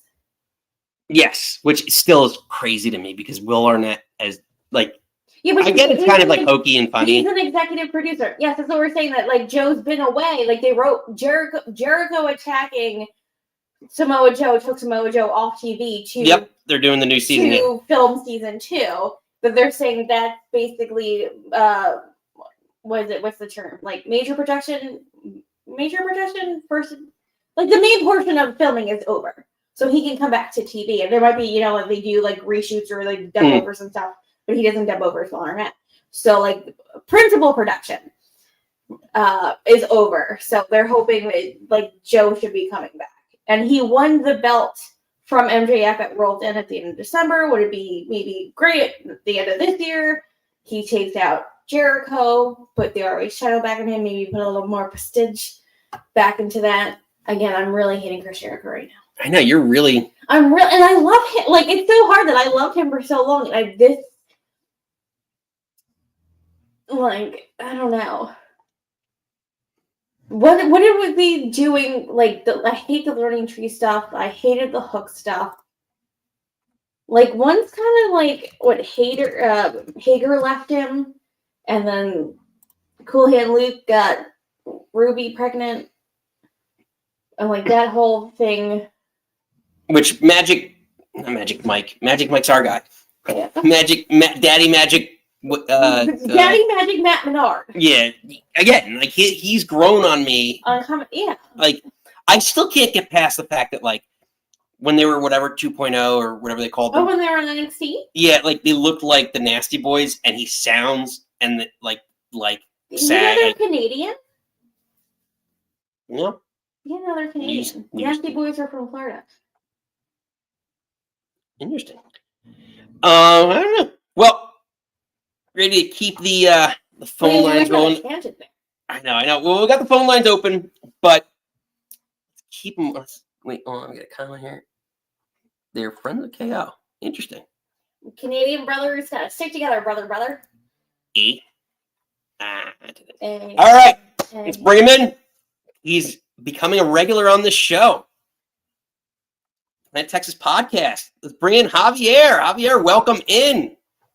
Come on. You and your tinfoil hat. Let's go. We've got drones flying all over New Jersey. We're ready for the tinfoil hat theory. You ready for it? What are you drinking? What are you thinking tonight? Right now, I'm drinking water because I'm going to be going out later tonight. Gotta hydrate. I actually got to get cleaned up. I had to take a nap. Show. I had to take a nap so I can go out. That's that stage that we're at in life, right? It's just like power up. I know, right? You're just kind of like, man, can you do it? Can you do it? And I was like, you can do it. What happens the next day? It's like, well, that's how you know. Like then by like Sunday, at least for me, it's like Sunday at like 2:00. I'm like, okay, great, I recovered from Friday. Lightweight. Unbelievable. Lightweight. Unbelievable. But anyway, I digress. Javier, what are you thinking, my friend? Well, I'm thinking that it's going to be Christian Cage that becomes the new AEW champion. So, because he has a contract, or like because ultimately, he's going to end up as the reluctant babyface on like the last member of the resistance, you could say, of AEW.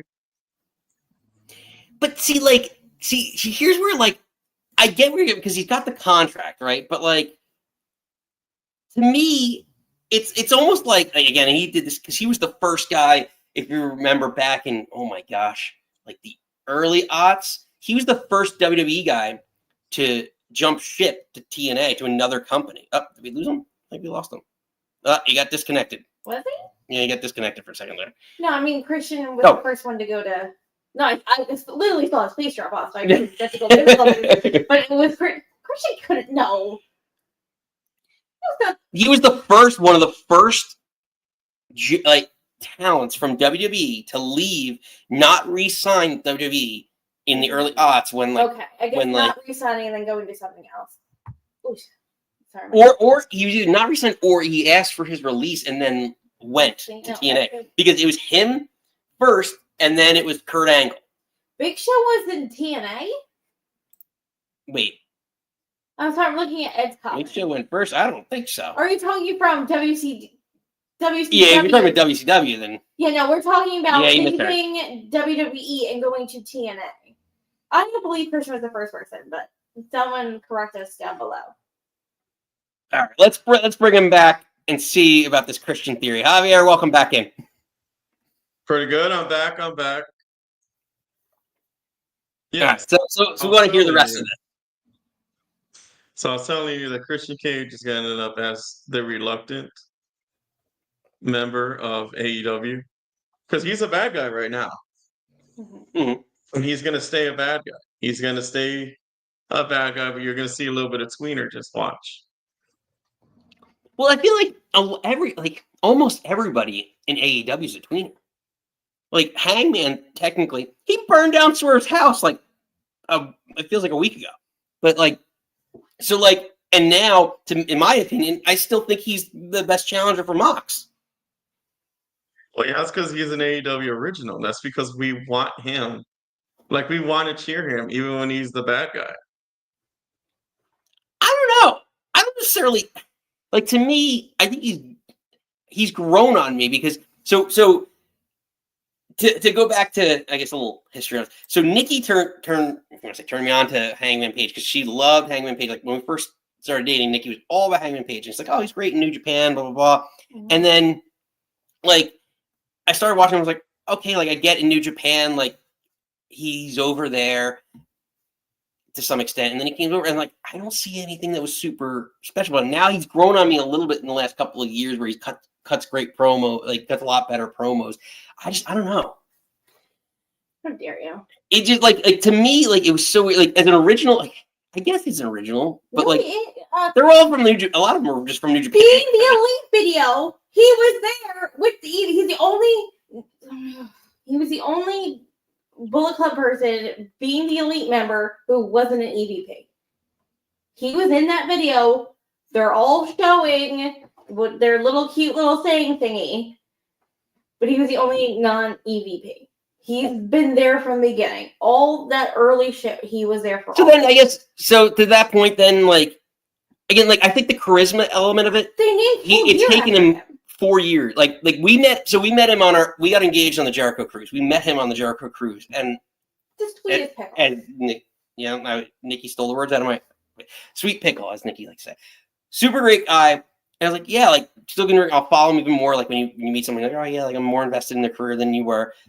And I'm just like, I'm waiting. And then it wasn't until probably this past year where I saw that like light switch of like the charisma hit for him. Like, other than I get it, you're a cowboy shit, great. Like, you want to beat people up and drink beer, and like, who doesn't? Like you know, and like now it's been the last 6 months of a year where like I feel like his character has connected more than just I'm a guy, like a cowboy who loves to fight, and like it's like Finley. I love to fight.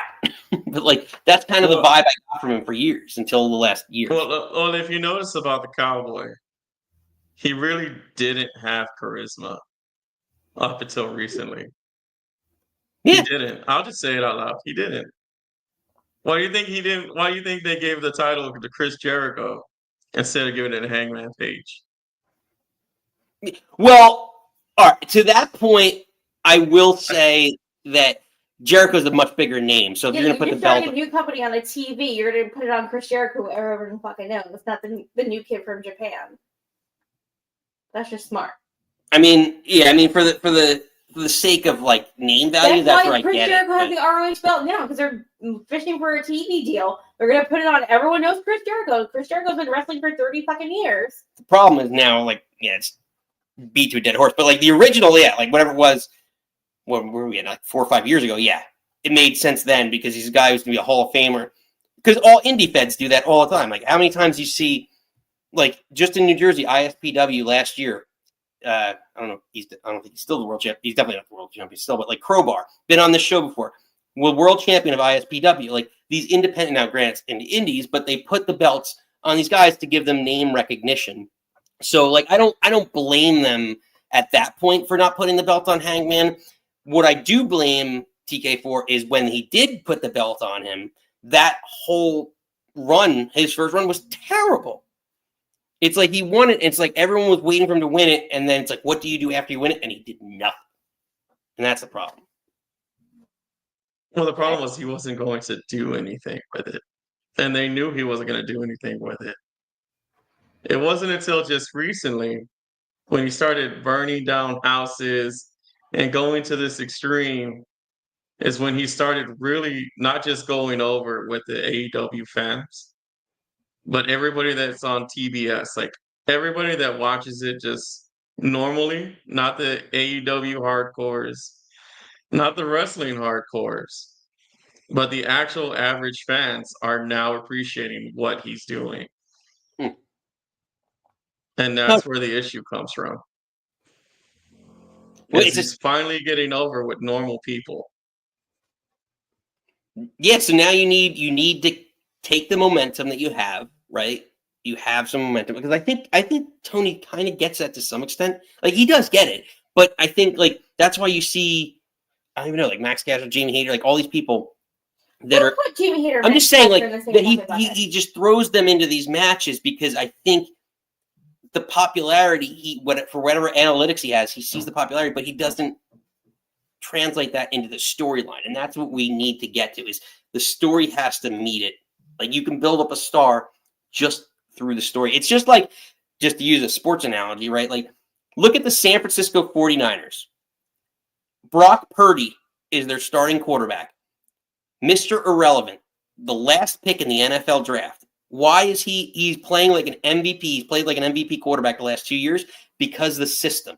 And that's it. The system is just like the storyline is in wrestling. If you put them in the right players in the right system, just like the right, wrestlers in the right storyline, it'll work out. You don't need all this extra. And that's the problem is I don't think the storyline's been there at any level. So let me tell you why Christian is going up for the championship. Are you ready? Yeah, I'll hear it. She looks ready. She looks super Yeah. ready to hear this one. Yeah. She's foaming at the mouth and drooling. She's just like super. Girl. I'm gonna just go for anyone, sweetheart. So Christian Cage is an asshole. And he does asshole incredibly well. Matter of fact, I'll even go as far as saying that he's doing better than MJF right now. Like he's overtaken like that role. And what do we remember? Like, since you like NFL, who is the most hated team in the NFL? Cowboys? Patriots. It's probably the Cowboys because I like the Cowboys and I'm an ass. It's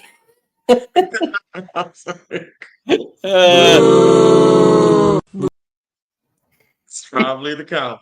And we remember that. Christian Cage, by far, is the most entertaining person. You can just give him a mic, you put him out there with no nothing, and he's going to make everybody hate him. He's done great work. I will give you that. He's done great work in the last year. I mean, as a heel, he's a phenomenal work. His face is in it. But the patriarchy has been some of the best work in AEW for sure. But I don't know. It's a valid point. He's got the contract, so he can win it. I just can't see him being, winning the belt. I still think he's looming, and he's just kind of a, what's the word, red herring for this whole world title. I don't think he's going to be the one to win. I think he's going to be the one who, after someone wins it, tries to cash in and still loses, just to elevate that person to a whole other level, because he's a heel. He works better as a heel. There's no need, in my opinion, to make him a face. Javier, give you one last shot before you go. Where can everyone find you? And we will catch you next time. Well, right now you can find me on the YouTube channel called Planet Texas Podcast. We just went to a museum about the Alamo. And we did some recordings over there. It's over here in Austin. Even though I know the Alamo happened in San Antonio. And I want to leave you with, there was 32 survivors of the Alamo. 32 people survived. And I want you to sit there and watch the shorts. I want you to watch the video, and we're doing a history lesson all of a sudden. But hopefully you will enjoy what we're doing. Awesome. Well, we always enjoy it. Planet Texas Podcast. Check out the Alamo. We remember the Alamo. Well, Javier, pleasure as always. You, sir, as we like to say here at the bar, are cut off. Nikki. Yes. Are you ready? Yes. We got our last caller. Well, a couple comments. Get through the comments. And Because Ed, all right, Jericho's the name of the company. Second comment made me laugh. AEW special. But also then Steven's coming, cap is on top of that. Their dream match is him and Dave, but the new he's doing. Yeah, so you have all these things like Lionheart Jericho and Ishii. What is a dream match? Just some crazy kids out there. I'm like, no one gives a. Steven's a good. Yeah, Steven's got good fine-liners. Steven forever. All right. Time, Nikki. Yes. One last call. Yay. Ring the bell. Ring it in. Ring a ding, ding, ding, dong. Let's get him in. We are close to contract. We got a lot of good calls. You might say. It's banger after banger after banger. Look at these yell down. It makes no sense. It doesn't matter. They can do it. They can do whatever we want. They can do whatever we want on the show. I mean, I guess. Hold on. Let's get ready. All right. Last caller for the evening. Last call. Last call shot. for alcohol. Get it ready. We want to know what's in his head. We already know.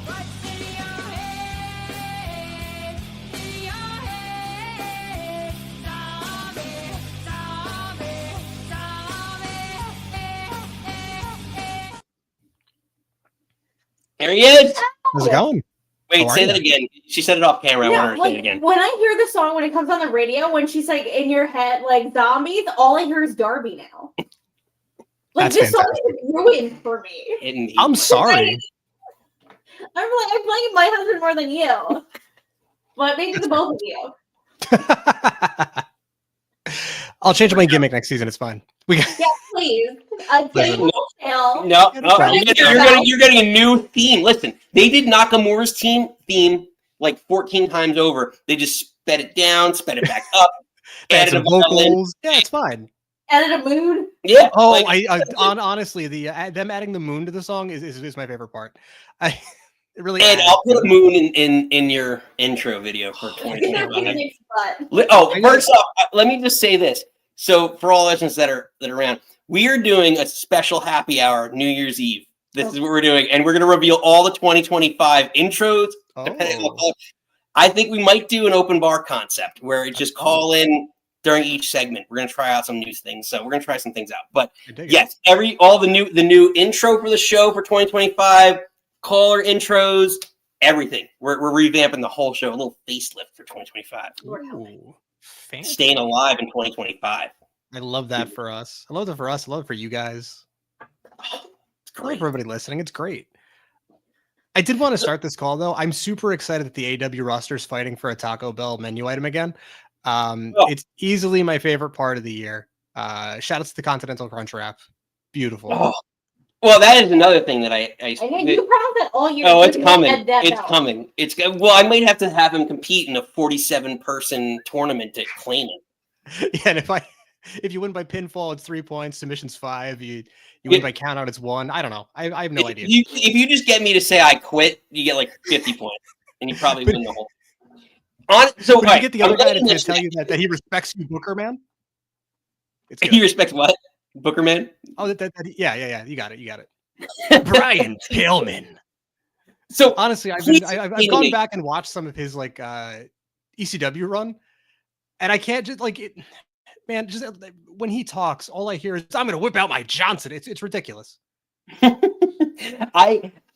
So explain it. All right, you mentioned it. I'm glad you touched on it because we didn't want to touch on it because it's going to take 7 weeks for it to come to fruition.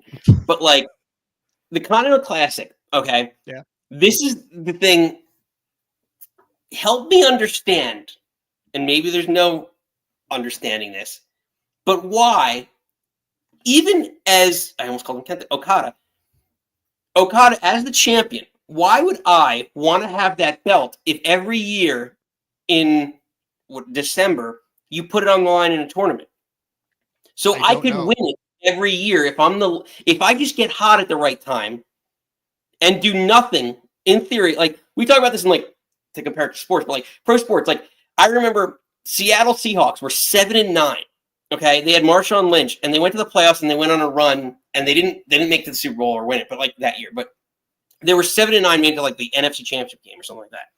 So they were garbage, and they got lucky in the playoffs. So like with that same mentality, if I were a pro wrestler, right? Because we all suspend our disbelief. Why wouldn't I wouldn't give a shit about the belt until December. No. Right. He hasn't. I mean, look at honestly.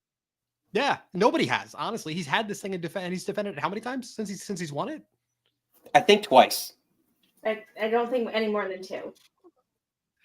Because it kind of, I don't want to say brings me to my next point, but you guys were saying before that, like, you know, so we have a battle royal to find out who's going to wrestle in a singles match, to find out who wrestles MJF for the Dynamite Diamond ring. But what does that even mean?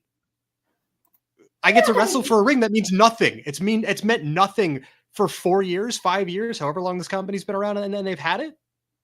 I wrestle in a ring for a ring. Yeah, it's the Ring of Honor. That should be the Ring of Honor. Well, Actually, MJF should win Cody's that Ring of belt. Honor run was incredible. Yeah. And then because he had the Ring of Honor, and then he brought the Diamond ring, and he lost it to MJF, and it's been MJF ever since. Like, that doesn't need to be a thing. We don't have to fight for this piece of jewelry. It's been MJF for 4 years. Yeah, I don't understand that. And it's like, I kind of bounce back to like the Continental Classic. I feel like the whole reason they created that in general is that, like, I guess Brian, like, as much as Brian wanted to go to Japan to wrestle in the G1 Climax, he didn't want to go to Japan and stay away from his family for that long, right? So, like, we'll just make you a G1 Classic at home. It's a poor man's G1, 100%.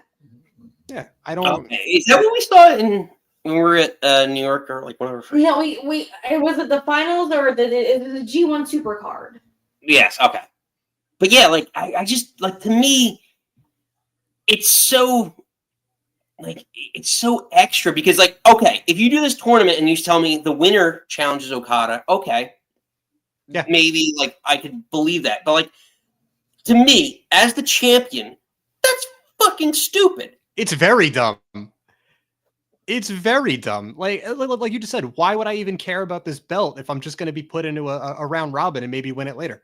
Like, what do I get when I win it? I just have a cool belt. Well, so does everybody else on this roster. Yeah. Like, you guys said it yourself earlier. Like, and it's crazy. We have to sit through this shit to find the good wrestle, right? In the company where the best wrestle, in the company where the big boys play. But what's insane is that we were saying the same thing about WWE like 5 years ago. Like, man, when the shit's good, it's so good, but you got to sit through all the crap. And then when you get there, you finally get like the cool characters, the cool moments of this and that. And now it's like, I'm watching the clips from Raw and I'm like, holy shit, I'm sad it's only 2 hours.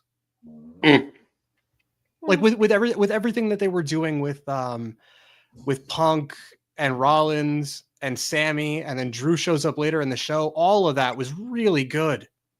It's got me interested. It was well written and it flowed. But again, like, to some extent, I think and Triple H talked about it, like, there's an advantage to writing for 2 hours. And absolutely. And that's the thing. Make the PLEs 3 hours, 3 to 4 hours, whatever you want to do. It makes it more prestigious. If I'm paying for it, I don't know. I'm sure there's a contingency of people who still do. You pay for the PLE like we do for AEW, right? But like, you pay for it, make it worth the buy. So you're getting an extra hour of wrestling. If you're telling me I'm paying what it used to be, like whatever it was, $49.99 or whatever the crap was, for like, it was like an extra $20 for WrestleMania. But like, you pay that, and you knew at the very least, whatever it was 10 years ago, you're getting an extra hour of wrestling. And it's like, all right, whatever. Maybe you justify it in some weird way of paying. Oh, did we lose Ed? We might have lost Ed. I'm here. No, I'm here. Oh, he's still there. Okay. He's still back. So you still justify it by like, I'm getting an extra hour of wrestling and better wrestling than I'm getting on Monday Night Raw. Now, when you get Monday Night Raw for 3 hours, what's the difference between that and the PLE? That's when they made it 7 hours. Yeah. I was going to say that they cranked these PLEs up to like, you know, a million hours long. Which, you know, good thing, bad thing. I'm liking that a lot of the B shows now are like only 3 or 4 hours and they've only got a couple of matches on it, it's super digestible. Yeah. Like, especially as I get older and I don't have the time to sit and watch all this stuff like that I'd like to. Having these things in a smaller, compact, like digestible little morsel is great. It's just a shame that like, go ahead, sir. No, go. No, I was gonna say it's just a shame that like, you know, the other company where all tides raise all ships or whatever. Like we keep saying this. I want AEW to succeed, but it's like I shouldn't have to go watch the alternative that should have things that are it should have some things that are better. I shouldn't have to spend 5, 6, 7 hours of TV to sift through that to find the good stuff. Mm-hmm. Exactly. I mean, but I was going to say, I don't know if you guys caught it earlier today. There was a on Busted Open Radio. Mark Henry was saying that the creative over there's dog shit. He had likened it to a circle jerk where everyone is just like they're all patting each other on the back for all the cool flips that they did, and like nobody is really doing anything substantial. Yeah. Well, was it Punk? I mean, I hate that because again, he's the most outspoken person about it. But like, he's like, there's differences. People like I want to make money, and they just want to do like a weird 5-star match that makes no money. Yeah, like, they want Uncle Dave to be real happy that they did the graps he likes. And what's interesting is like I don't know if you guys have seen any of the interviews that like Chris Van Fleet has done with Meltzer. Pretty much any interview anybody that's done with Meltzer, they've asked him straight up. They're like, "Hey, you seem to have a bias." I'm like, not that there's a problem with that, but like, dude, just admit it. Yeah, and he won't. Like he backpedals any this is any that. But if you like, you read the crazy tweets that he comes out with, where it's like he's making excuses like 2 weeks in advance for AEW Dynamite pulling 500,000 people, and it's like, why are we comparing NXT to Dynamite? Like. Yeah. We're comparing Hip Toss, like we're comparing Hip Toss class to the other show's Monday Night Raw. Like, yeah, you don't see the problem here, right? Okay, when you have bigger stars, you have more experienced wrestlers. You should not be doing that. No, and Steven said it earlier that like they're treating all these people like they're like these massive, huge crossover stars. That like, am I supposed to be like over the moon that Daniel Garcia is TNT champion? Like, what is he? Like, I like him. But what has he done? Well, it's the honestly, and Steven made a great point about it earlier, just kind of harping on it. But like the Vince Russo, like he read the dirt sheets so much that he played to what he thought the dirt sheets were. But like the smart mark fan, which is great, but like 60% of your audience is not smart marks that's researching this. It's even less than, or it's even more than that. Like most of your audience aren't going to be smart marks. I mean, AEW's core fan base is that, but like that's the hole that they're in now. Yeah, I just want to champion Daniel Garcia because he's the only guy, I guess, post Hangman that kind of feels like, even though Hangman had his whole thing in also New Japan, but like who's a homegrown guy? Like you got OC, you got MJF, you got Garcia, and that's such gaps. Yeah. Like I remember they had that 4 pillars segment, like what was it, earlier this year or late last year or whatever it was, and MJF just like shit on all of them. Like he showed you how, like he showed you where that skill gap was. And at the time it was just like, okay, he's in slightly better shape than like everybody but Orange Cassidy, but he's leagues ahead of everybody on the microphone. He can talk better than everybody else. And now fast forward to now, the guy's roided out crazy and he's in the best shape out of the 4 of them. Yeah, the pillars, it was MJF, Sammy Guevara, Darby, Jack Perry. And Jungle Boy Jack. Yeah, and that was a shit 4-way because MJF ran circles in the ring and on the mic. Yeah, Jack Perry couldn't talk for shit back then. The only one who like quasi hung was Darby for a second. And I think in the ring, I was like, I already know you. Sammy just comes with so much shit. And like, it's cute that you're married now and you have a kid, but I'm like, everyone, you're still kind of a piece of shit to me. He's still just a slimy scumbag, and this is coming from somebody who. This is coming from somebody who used to call into the same podcast that he did. So like his Sasha Banks comments were not the worst things he had said. They were way worse. those are just the things that got picked up. Yeah. So I don't know. I would absolutely. Oh, go ahead. Sorry. No. Finish. No, I was going to say I would absolutely shout out that show, but that show is taking a crazy left turn. So let's not do that. Ed, breaking news: you hate Sammy Guevara. Yeah. Oh, that guy's a piece of shit. Yeah. So it's just like, do that, and that's why I kind of champion Daniel Garcia, even though he's kind of still so far down. But there's nobody else. He's got this little bit of build and this little bit of momentum that everyone talks about, but there's nobody else. You got nothing, and I don't want to see Christian. Like, again, like Nick brought up to me the other day. He's like, "Oh, like they're Death Riders. That's all WWE kids. It's all WWE kids. Like at least Daniel Garcia's this homegrown kid. Like Ricky Starks is not a WWE kid. He should be. WWE kids and Wheeler Yuta should be. Wheeler Yuta, I don't. No, it's WWE. I'm just saying. I don't. But again, there's like. Where's your homegrown kid? There's nothing. No one that's getting built up, and it's just like, God damn it, I want to root for you, and you're not letting me root for you.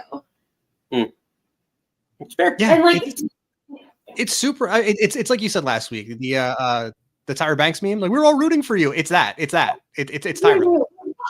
Yeah, that's how I feel all the time. Fair enough. Ed, before we let you go. Oh God, we're Wait, hold on. Oh, geez. I did want to bring up, I don't know if you guys, speaking of 2.0, I don't know if you guys know, but there was a CYN pay-per-view before they started doing like live shows where 2.0 were essentially the two old guys from the Muppets. Like they were heckling them the whole time. No. It was absolutely incredible. Yeah, honestly, like the first like 3 Control Your Narrative shows where everything is narrated by the narrator. Pretty interesting. No, I haven't. To be honest, So wait, he's one of the narrators. I can't say that. Narrators for one of the matches, or the show, like the whole thing. So the show itself, like the CYN shows, the first couple of pay-per-views, there wasn't any commentary. It was they had just a guy doing narration. So yeah, that I remember that because I only watched like 1 or 2 of them, and it was like the one I watched. There was someone narrating it. I think it was EC3 though, the one I watched at least. The first couple there was a different person, but they had like EC3 was also doing whatever he was a part of. He'd end up talking about stuff, but I don't know. The first it's also living on forever were interesting enough. It's living on forever in YouTube fame, I think, for me. Like somehow Braun Strowman's arm wrestling contest keeps showing up on my like feed. Oh, that's beautiful. And he's like, I think it's him and his fucked up haircut. Yeah, pretty much. Oh, he 100% was. Yeah. No, actually, it might be before that. It was like while he was because he's wearing a CYN T-shirt, and then it's like it's this whole thing like don't like judge a book by its cover because Braun Strowman's so jacked, and then he loses. Long story short, spoiler alert, he loses. And to me, he loses to some guy that's like a quarter of like his size, and I'm like, I'm pretty sure this is kayfabe, but like, I don't know. Anyway, it just keeps popping up on my feed, and like I'm like, oh, create your narrative. That was a whole thing. It's like half the guys are signed WWE, and the EC3 is just like, what should have been doing stuff in NWA. Yeah, honestly, yeah. One of wrestling's biggest what ifs. What if Braun Strowman still had that fucked up haircut? Seriously. I was talking about, but hey. Maybe he's just growing it out to be Sweet Tooth in season 3. No, would you stop with Sweet Tooth? Twisted Metal. I'm just saying. Well, I think it's here for it. But that's the only reason I think of that is because like Samoa Joe for like at least like a month had like an awful haircut on TV at AEW because of Twisted Metal, and I started dying laughing. Like, that's so much. You have to be on TV in a shitty haircut for the next month just because you're doing another role. Right. So you liked it, but I believe your beautiful wife, who I love, did not. She watched like part of the first episode with me and was like, "Yeah, this isn't for me." Because like, I mean, listen, the Twisted Metal franchise is nostalgia for me. And I feel like telling her that like it's supposed to be kind of little camp, but a little bit of this, and I feel like she wasn't on board with that. I really want to play the game. Yeah, you should. These games are good. I actually there's a video of me somewhere pitching.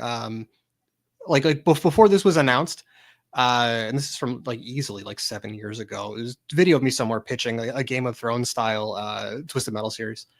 I'll see if I can find it. It's long, it's drawn out. Fan casting was fun. I'm excited. Well, Ed, before we let you go, let me give you the last shot. Yeah, Darby Allin sucks. You already know. We already know. Ladies and gentlemen, he comes in every week as a regular. You know him as Ed. Ed, I love you. I just feel blessed whenever we're joined by Ed and Steven and all our friends. I know. We got so many friends.